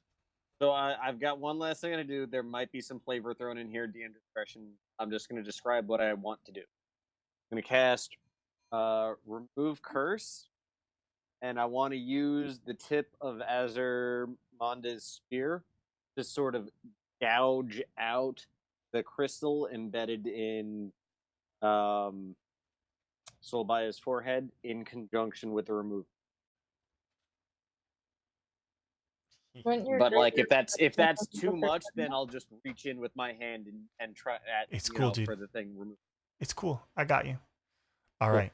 So, Dimitri, feeling his god invoked through him, his eye that's linked to Cinderell, pulsing with energy, reaches out and grabs this obsidian husk. You're looking eye to eye, one good eye to one good eye, with Solbaya, and he thrusts this blade towards the husk, beginning to kind of cut into it and pull at it, but at the same time allowing his energy to flow through his hands, to flow through the blade, and the room almost grows a little dimmer as this energy becomes a crescendo, resonating. You can hear it throughout the room, and this just giant husk momentarily seems to give, and as it gives, it kind of melts into your hand, and Solbaya kind of stumbles, and you catch him, and he says, "Thank you," and then everything sloshes away on him. His skin just all falls, peeling away. The muscles just melt to putridity, and the bones turn to dust in a pile on the ground. And this gelatinous blackness worms up your arm, and you're looking at your hand, and it moves across it, and it kind of, you can feel it crackling throughout your body, and it works up your neck into your eyes, into your eye, and your eye turns black momentarily, and then settles on your forehead, and this spike, you scream with pain, emerges from your skull. A black obsidian spike. For what it's worth, if the same thing happens to you, I'll chop you off. Dwarves, they cut thanks. you off. All right. I just sort of drop to my knees and just sort of holding whatever not putrefied remains of Solbaya are left. I just sort of hug him and just sort of cry a little bit as I like hunch over. There's some stubs of bones and some clothing and Yeah, I'm having a moment. I kneel down, I guess, across from Dimitri, because I think I'm still holding a piece of Solbaya at this point. you have a clavicle. You got the rib cage. Yeah. Oh, cool. And I just put my other hand like on Dimitri's shoulder. It was so young. Deserved better. Leos is going to stand from where he was kneeling next to Solbaya, and gathering his wits about him, he's going to say a prayer of parting that he learned from Tree, but he's going to infuse it with thankfulness for the life that was had to Manehith, creator, as well. All right. Lucius will come over and whatever gelatinous pile was there, he's gonna pull 2 copper out, take a knee, and just put 2 copper into the pile. I'm gonna spit on the ground. Leos will make room for that to happen. I spit on the ground and say, he was a fine warrior while he was alive, but he died before we entered this room. Let's stop with the pleasantries. Ragus is right. We have live people to save, and I rush into the room here and immediately try and investigate around to see if I can find the item that Fleos was getting at. Fleos at that point is going to point directly at the crystal that he would have been able to see from before. And he's going to say, that's your best hope, and well, you're the brain here. We'll figure it out. All right, give me an Arcana check. Yeah. All right, roll 20. Give me a good roll. While they're doing this, can I gather up any of Solbaya's belongings? Yes, absolutely. His belongings didn't turn. His belongings didn't turn to jello. It's just his body. So whatever of his inventory. Can I Arcana. So wait, let's do. What was the Arcana first? 26. Okay, 26. This was some very, very, very powerful item. Almost the likes of which you've never seen before. It was capable of opening up and sustaining a portal for who knows how long. All of these books were moved through it. It had to have been some ancient, powerful item. And it's almost disconcerting to you that it was sacrificed because someone went to great lengths to create this. So it's inert? It's been completely destroyed. It's just dust now.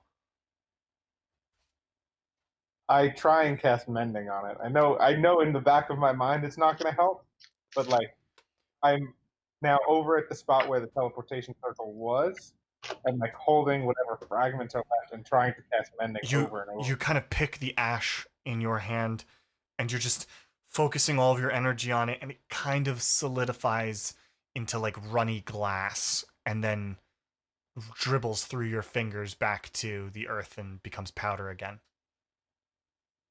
I'm gonna try to take a peek at those marks that we had on our arms from under my armor, whatever peek I can get, and see what they look like. Yeah, you look at it, and it's basically, just this right over here. You have just some tendrils, some roots remaining. Oh, so we're running out of time.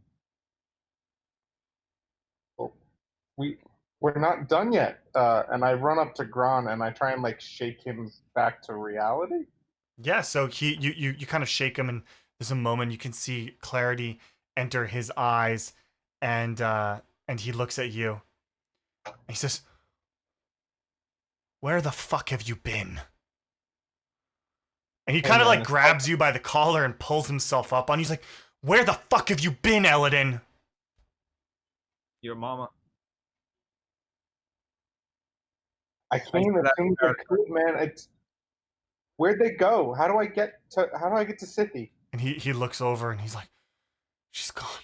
She's gone, Eladin. Just like fireball. Just like, yeah, you throw a fireball, it explodes against the wall, I'm assuming. Yeah. Pure frustration. He kind of like he's really holding on to you, and he's not a short dude. And he's holding on to you, and he's like, "Eladin, you left us. Where the hell were you?" I was sent away. I didn't leave. You could have come back. You could have done something. You could have written to us. Where the hell have you been? We could have used you. I've been surviving. I was banished. I was exiled.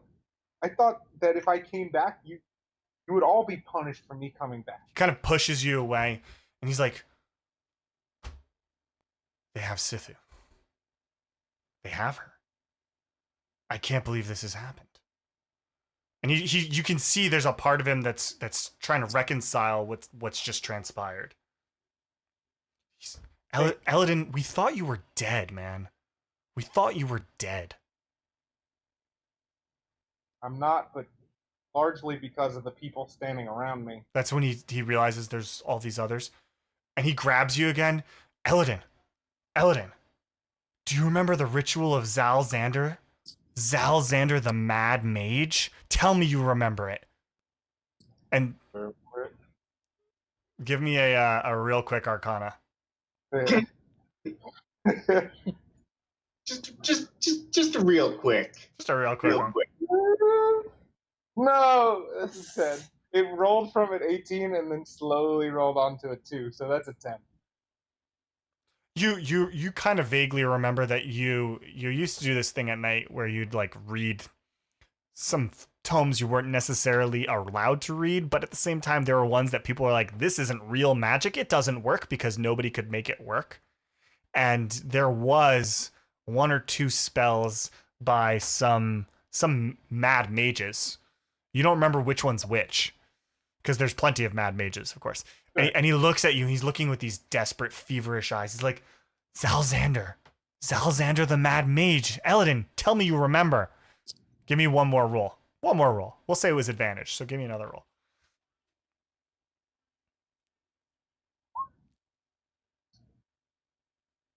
14. Anybody want to share some inspiration? No. 14 will make it. 14 will make it. You recall that it's a like it's a divining spell. It allows you, but not necessarily for the future. It's this spell that lets you tap into the essence of a piece of magic. And if it has any type of lingering connectivity to anything else, it allows you to track it through time and space. And this can be done in many different ways. And you see Grom reach into his pocket and he pulls out a silver spoon. And he holds it to you. He says, "We can do it, Eladin. I just take my hand. We'll make it happen."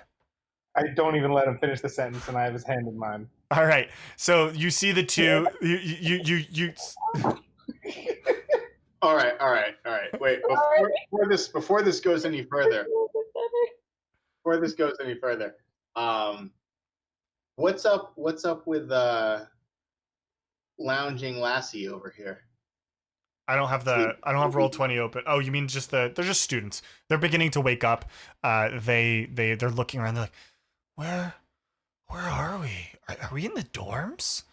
This doesn't look like the dorms. Oh, I have such a headache. What did I drink last night?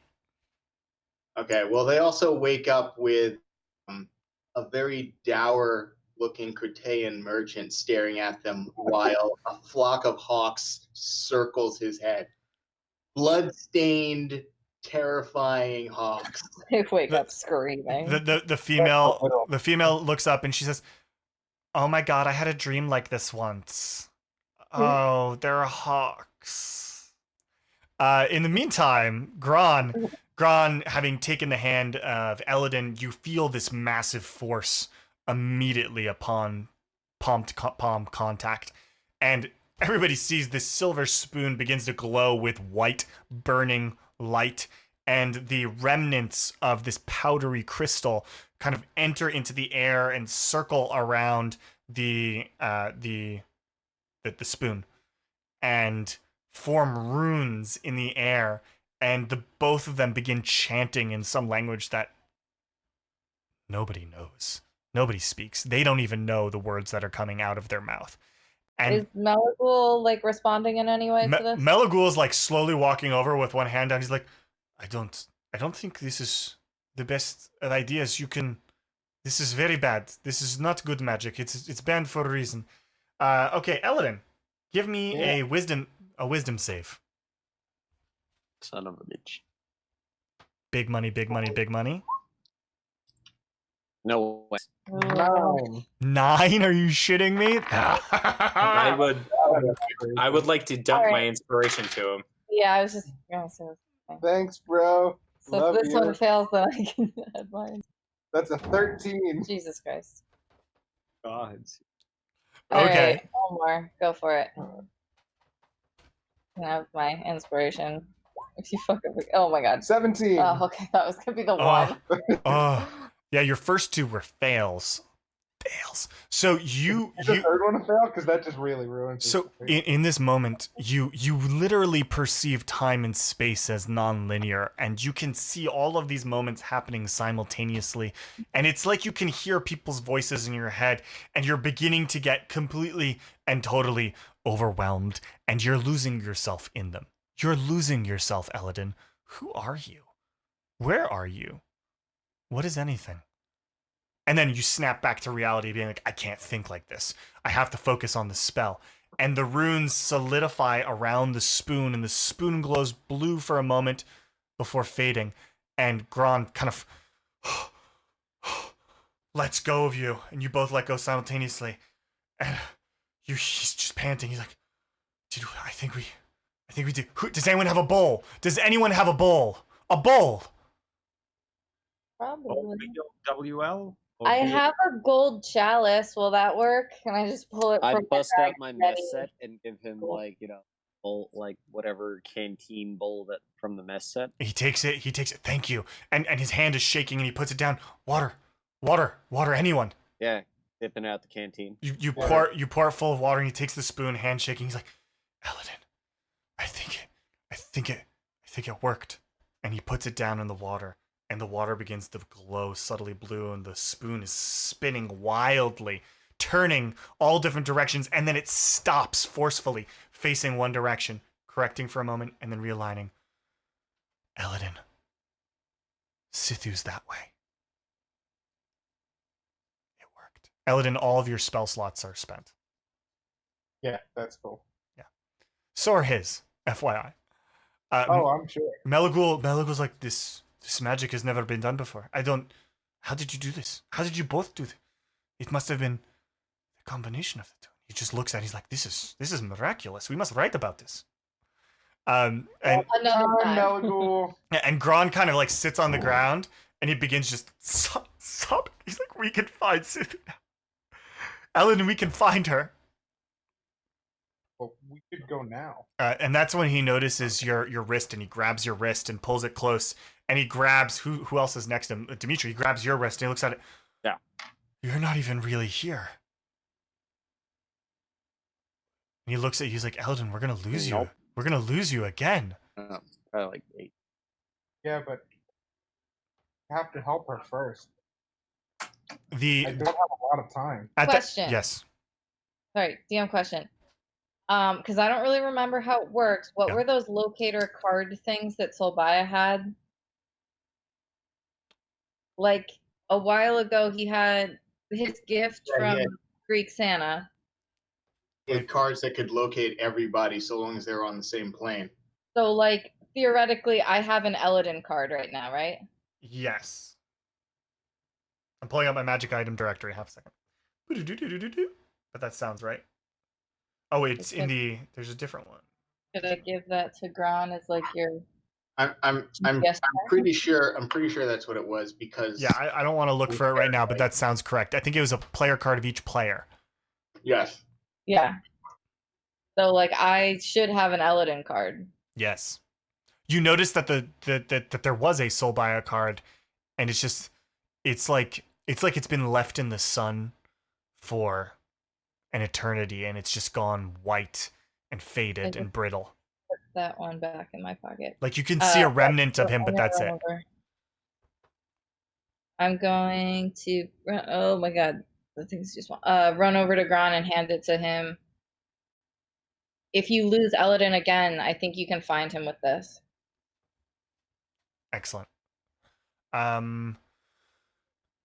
If Solbaya had like a necklace or a ring or anything, like, you know, I'd keep that whatever tchotchke that he's got just a memento. We can divide up the inventory. Yeah, Cool. As appropriate. Burial plan. I took all the shit. Okay. Well, I mean, his body is melted into the ground. He's where he's resting right there. There's not much we can do for that. But I give, you know, while they were bulk of the spell, I'd be saying like last rites and shit for over the puddle. Fleos. I mean, I'm a pirate. This is my jam. There's a skull left, and he had 2 scimitars. It is true. Okay. Excited. Dimitri, if you're not too busy, I can use a little help here, and then I'll just be like, by the way, how are you feeling? Well, I've got this thing coming out of my head. Like, you know, I'm healing him, and while I'm also healing out my own body. So I'll just do like, you know, roll for like cure and my medicine checks and all that fun shit, and I'll do that while I figure out what does it feel like having this big black onyx obelisk coming out of my forehead. It's a little itchy. There's some mild pain, and you feel slightly odd, like you're off balance, but not from the weight of it. It's almost like it's changed something about you. Not your personality or anything per se, but something about your constitution, and we'll get into it. I'll send you the stats. Okay. If Fleos, something's wrong. Something's wrong with the room. You can feel it. You can see it. Give me a nature check.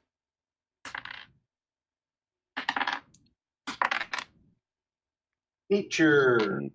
Go back up to my actual character here. 21. 21. There's, you know, it's a room of books, 18. okay? But there's something organic about these columns that have the books, the columns that the Brain Fiend had used in order to engage whatever that kind of defense mechanism the room had. And you notice that it's almost as if these books are buds, and they're or flowers stemming from these columns. And the bindings on them have actually started to go ashen, and they're deteriorating as you're just standing there talking. And they're dying. As if the brain of the library were dying. Elagul? Can regain 31 hit points. Yes? What is it? Is your library alive? Well, there's a hypothesis that, you know, it should be alive, and I mean, it certainly Well, if seems. it is alive, then it, I believe, is dying. Oh, this is very not good. Okay. Yeah, no, it's very not good. And Gron stands up. He's like, dying? No. No. It can't die. It can't die. This is no good. From what I'm seeing, it can. You don't understand. I've been down here. I don't know how long I've been down here, but you have to understand. There's something I've learned. Those Kenku that were here, that creature with the brain, they were serving something, and I heard them use a name. It was bizarre. It's like no name I've ever heard before. It was Ul Kazan. Oh, sorry, Ul Kazaran. They said Ul Kazaran. And they said it over and over and over again. And then that creature came through the portal, and it was ferrying people back and forth, and it was overseeing them. And they referred to it as Ul Kazaran. That creature with the eyes. And they got in here somehow. They got into our school. It's not like they've always been here. Something must have happened. Something somewhere. It's like there's a new devastation. Is this the only one you saw? I only saw the rainbow one. Yeah. Are there others? Have you seen them? Yes. Aye. This is no good. This is no good. No shit. While researching this and while moving through the library, I found an old, ancient tome in one of the rooms. It was the only book in the room. And in it, I read that the library, the true purpose of the library, the true reason it was built, was to resist the devastations and to keep all of the knowledge of all of our ancestors safe during devastations.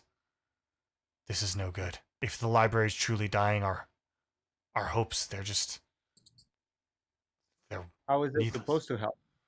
It saves all of the knowledge. In here is all of the knowledge that we need in order to be able to resist. And the library itself, with its consciousness, is supposed to let us understand how to put that knowledge together. What are we to do? If the library's dying, that means it's a body, right? So there's something wrong with it. It's sick. There has to be. How do we cure it? Dimitri, can you do anything? Leos places his hand on one of the perhaps. columns, and he focuses, and he just tries to reach out into this creature. Constitution saving throw. Okay. Okay. A Constitution saving throw. Oh, well, let's see.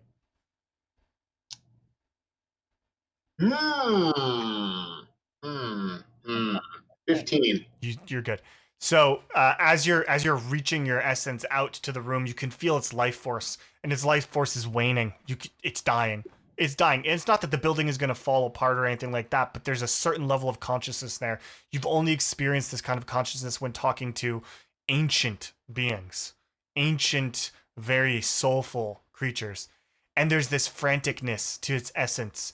And as you're feeling that, the rest of you see momentarily a hand of leather unfurl from a book, and then it snaps forward and grabs Fleos by the face, just completely smothering his face. And Fleos, there's a moment of terror as the thing just envelops you, and you feel just an overwhelming intelligence penetrate through your mind, and then it's just flashes of information, so much so that you're overwhelmed, completely overwhelmed. And you are going to take Damage. Psychic damage. Brain damage. 9 psychic damage. And as it releases, you just have this overwhelming presence in your mind of knowledge that you can't necessarily access at that moment. Like it's almost like there's this deep residual, a well, a font of information that is just at the tip of your tongue, but you can't access it.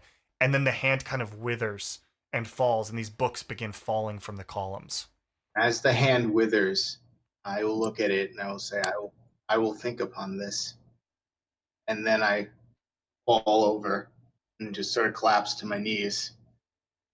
And then I and I stand myself back up. Gron walks over and he's like, I don't know what just happened. And Melagul walks over too, and he kind of like touches you. He's like, are you okay? Oh, yes. No, this is fantastic. This happens what day is this? Yes. Melagul's like, I think we just witnessed some type of magical transfer, maybe. I'm uncertain. We must research this. Sure. Yes. Research. Applied magics, theoretical magics. Yes. Gron, do you know how to get out of here? Yeah. I think I know. I think I know a way out. So Can you take us there? It's like a compass, right? It's like a compass. Yeah, it always points towards where Sisu is. Or, sorry, to be specific, it points to the end of wherever the fuck that portal was. Understood. I pick up the bowl with the spoon and I say, "All right, lead us out of here." All right, let's go. He leads you back into that spinal corridor, and he opens the door full of water. It's just in here. It'll be fine. I trust. Let's go. He Look, he's like, okay, we're gonna need to hold our breaths for a little bit. you're gonna need to hold your breath. My hood on. You weren't here earlier. Sorry. And then I walk through while placing a hand on myself and studying recite cure wounds, and I keep reciting it as I'm underwater. Yeah, we all have water breathing. All right. So Somebody's gotta be a show off. I'm gonna take a puff of my type of underwater breathing. We already have water breathing from Fleos. it's like a whole Yeah, day you thing. can't. Okay, I'm a just while smoking for fun. Is that a I whole day mean, thing or? He's allowed to smoke his pipe for fun, you know. You could give the other guy us a puff. I don't want to share. All right. So he holds his breath and kind of moves to the water, and he's walking in that slow motion that happens underwater. And he grabs a book and pulls it. And as he pulls it, one of the bookcases kind of slides slowly aside, and you see that there's some type of tunnel. A tendril, like a tentacle, kind of worms over, and he slaps it real quick, and it just kind of pulls back, and he goes through. Right behind him. Well, I wait for everyone else to go. later, whomever that is. Dimitri would be holding up the rear. Then I waited Oh, okay. for everyone else. Sorry. But No. I push you through at the end. Oh, Yeah. okay. After you. Leos helps the captain. I'm going to help the captain push Dimitri through, or I'm going to Oh distract. no! I'm like watching guard make. Sure And then I'm nothing going behind to- us. I'm going to salute, and I'm going to walk through the portal. Excellent. Okay, I just take a final glance behind me. Make sure nothing's coming after us. Popping up. Yeah, and I'm assuming you brought the 2 students with you. Didn't leave them there. Me. Didn't leave them there. Yeah, Definitely. I did. Yeah, of course. Yeah. I mean, we also brought Melagul. You said the students were waking up. They're students Yeah, at they're- a magic city. They should be smart enough to follow us But out. they're hungover. Let's go. Yes, we bring the students. We You- shove them through. Y'all don't want to be stuck here for the rest of your lives, trust me. All right, so you go through. Anyone not going through? I'll buy it. Oh, too Dude, soon. come Why on. you gotta Too be like soon. that, bro? Too soon. Too soon. Too soon. Okay, so you go through, and it's like you immediately come out, and you burst through the moon pool back to the kind of perimeter of the moon pool, standing covered, drenched in water. And Grom's like, "Whew, that was intense." I do the same thing. I'm like, whoo, yeah. So bad. And then I look at him and like, been there, done that. So how do we get out of the moon pool? No, you're out. Oh, we're out. Sorry, I thought you meant we're at like the bottom of the moon pool. No. There is no bottom. That'd be bad. Leos is just drying himself out. All right. We must go to Kosk before your tattoos burn out. Come, quick. I follow. Quick. Melagul, when we go back, what of the stuff we have with us? It should go with you. It should go with you. Okay, even if it didn't come over with us in the Great. first place? Yes, it should be fine. Okay. All right. Just great. he leads As I you- touch the obsidian. That's definitely going with you. That one's sticking, I think. It was more the magic compass. That's an important one. Yeah. He leads you through the corridors, and he's kind of moving at a brisk pace.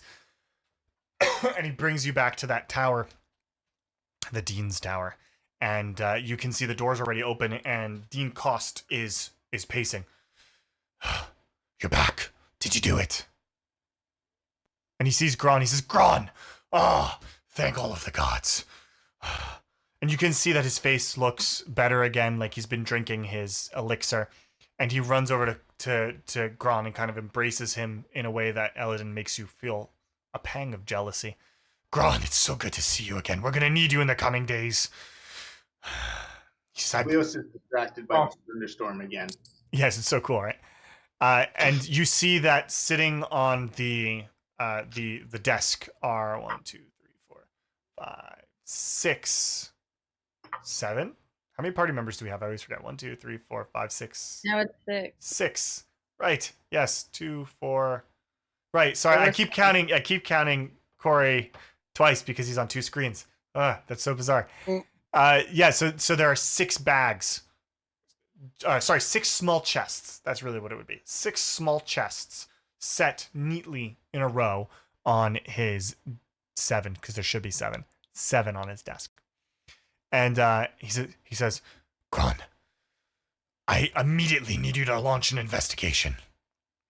And Grun says, what for? And we all need to go. We have to search. Sithu is taken. Sithu is taken. And he kind of is taken back, and by what and whom? He says, and he's some creature with many, many eyes. A beholder. Then it's worse than I thought. That's not all. That's not all. The library's dying. The library's dying.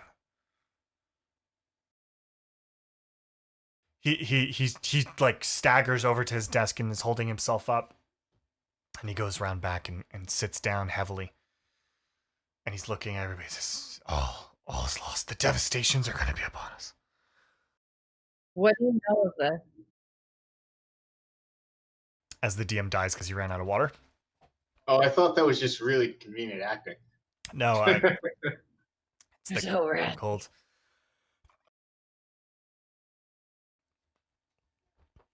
The devastations. There's not much. We need to search and read more in the library if the library is still standing, but they're here. We've seen at least 3. What It's are killing they? you, Cost.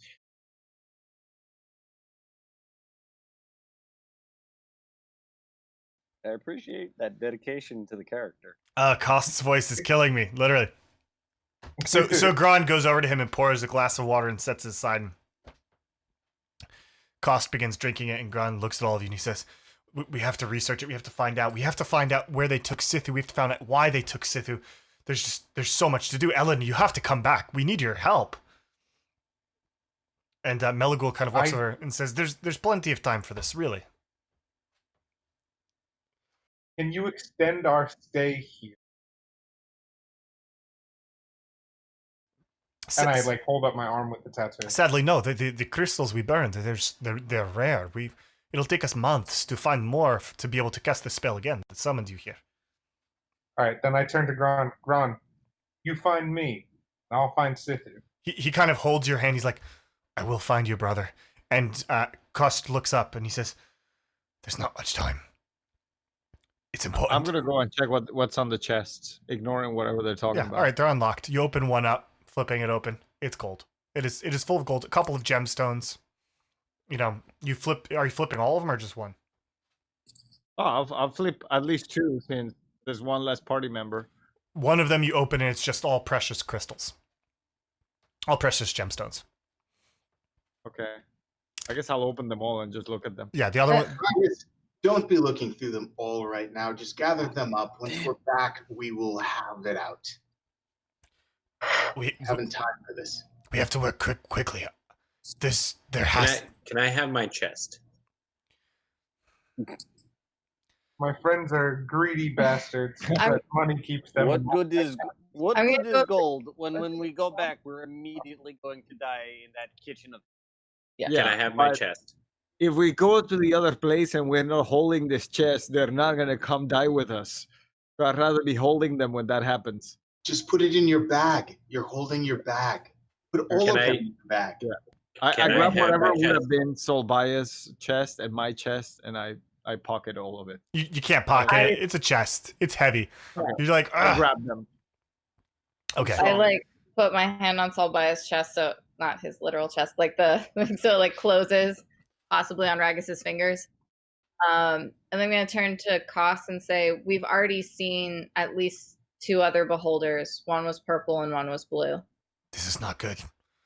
They must be amassing. We haven't heard word from the Holy Lands in some time, and I thought it was just the seasonality of it, because winter is coming for them, and they usually end up closing camp for the winter. But it's been too long without word. Might I add something else? It is very convenient that there was a portal down there. A portal. There's a portal in the libraries. Yes, that is how I believe they got down there. And then Gron kind of walks over and he says, I think we need to immediately search the campus. I think we have a traitor amongst us. And at that point, you hear a loud, rattling explosion, and the walls shake, and everyone around you looks around. And at that point, it's odd and bizarre. It's like the world has suddenly become like as if somebody has pulled something in front of your eyes, as if there were a gel or some type of haze that had taken over your vision. And you feel your body almost taking a step back into itself. And this is a familiar sensation. I really hold on to the chest really tightly. Oh no, it's too late. You hear I was Melagul's holding voice. it already. Yeah, you hear Melagul's voice in an echo chamber, as if he's farther away, and you hear, "They're going already. There's no time. We have to find out what happened." And you see Kost get up and kind of like holding himself up, and you see his hands burning with power, and all of you feel rejuvenated, as if you'd taken a long rest. If you're waiting to level up, you will level up. Do we have any time in like that second of like returning to our bodies or whatever to grab something or leave something behind? Yes, one thing. One of those actions, yeah. What? One of those actions, yes. Okay, I'm just gonna take a note from my bag and like throw it to Cost, Cost. and say, "Deliver this." He grabs it and he says, "Surely," and he looks at you, Eladin, he's like, "Eladin, I may have been wrong about you." And the world is beginning to fade, and you hear Melagul say, "But they can't go. There's so much we have to do. There's so much we have to do." And the world just kind of disintegrates into that gelatinous ooze, and then there's this pop as your ears kind of begin ringing, and the world kind of takes on a texture and a hue again, and it's just there's kind of this splash around you, almost as if there was a cocoon of liquid around you, and it just flows everywhere. And looking around yourselves, you're in pain. You're feeling refreshed, thankfully, but you're covered in all of this horrible ooze. And you see a magmin, and it just kind of looks up at you, and it's huh? And it drops its spoon into its bowl. And Somebody just draws their sword, like, "Not this shit again." Thorn whip. that, I summon my axe in my hand. yeah, and that's where we're ending for the night. Okay. All Yeah, right. Thank you for playing. I hope you enjoyed the session, and catch us next time at Thursday, our regularly scheduled time. I just feel bad about Dimitri. If I who could have disarmed Solbaya, maybe we wouldn't be in the situation. I know, if somebody had just disarmed him, it would have all been fine. Like Yes, literally, certainly not wouldn't have melted. not away. Ismail's way of doing it. Yeah. The proper way of disarming. Oh, someone. you mean like chopping off his arms? No, Yes. he's being quite literal. I don't know. Something tells me the DM wanted someone else to take the stone. Well, I don't I know don't what gives know. you I that think idea. Someone may have had a conversation with the DM where maybe it could have been possible to be shown Solbaya. Speaking of which, Dimitri, we can try and Figure something out. restoration plus dispel plus something else that off your face. I don't Yeah, know. we can certainly try. I love it. I And love it. Dimitri, out of respect for you, if you turn into a zombie, I will also try to chop off your arms and put a chain around your neck. You realize that you would then have to take the damn And thing. keep him in the garage like Shaun of the Dead. Uh-huh. Yeah, no, No, just like Totally. Michonne. Thank you. like literally like Michonne in The Walking Dead. Yes. Cut yes. off the jaw, Yeah. cut off the arms, and drag him around. You spend more time with Michonne walking around with her family in the comic books. Is the only reason I remembered, because it's not in the show very much. Yeah, I read the books as well. All I right. even read they had a pre-story about just how those zombies came to be. On that note, Oh. we're taking this conversation offline. So bye if anyone's watching, and thanks for participating. Adios.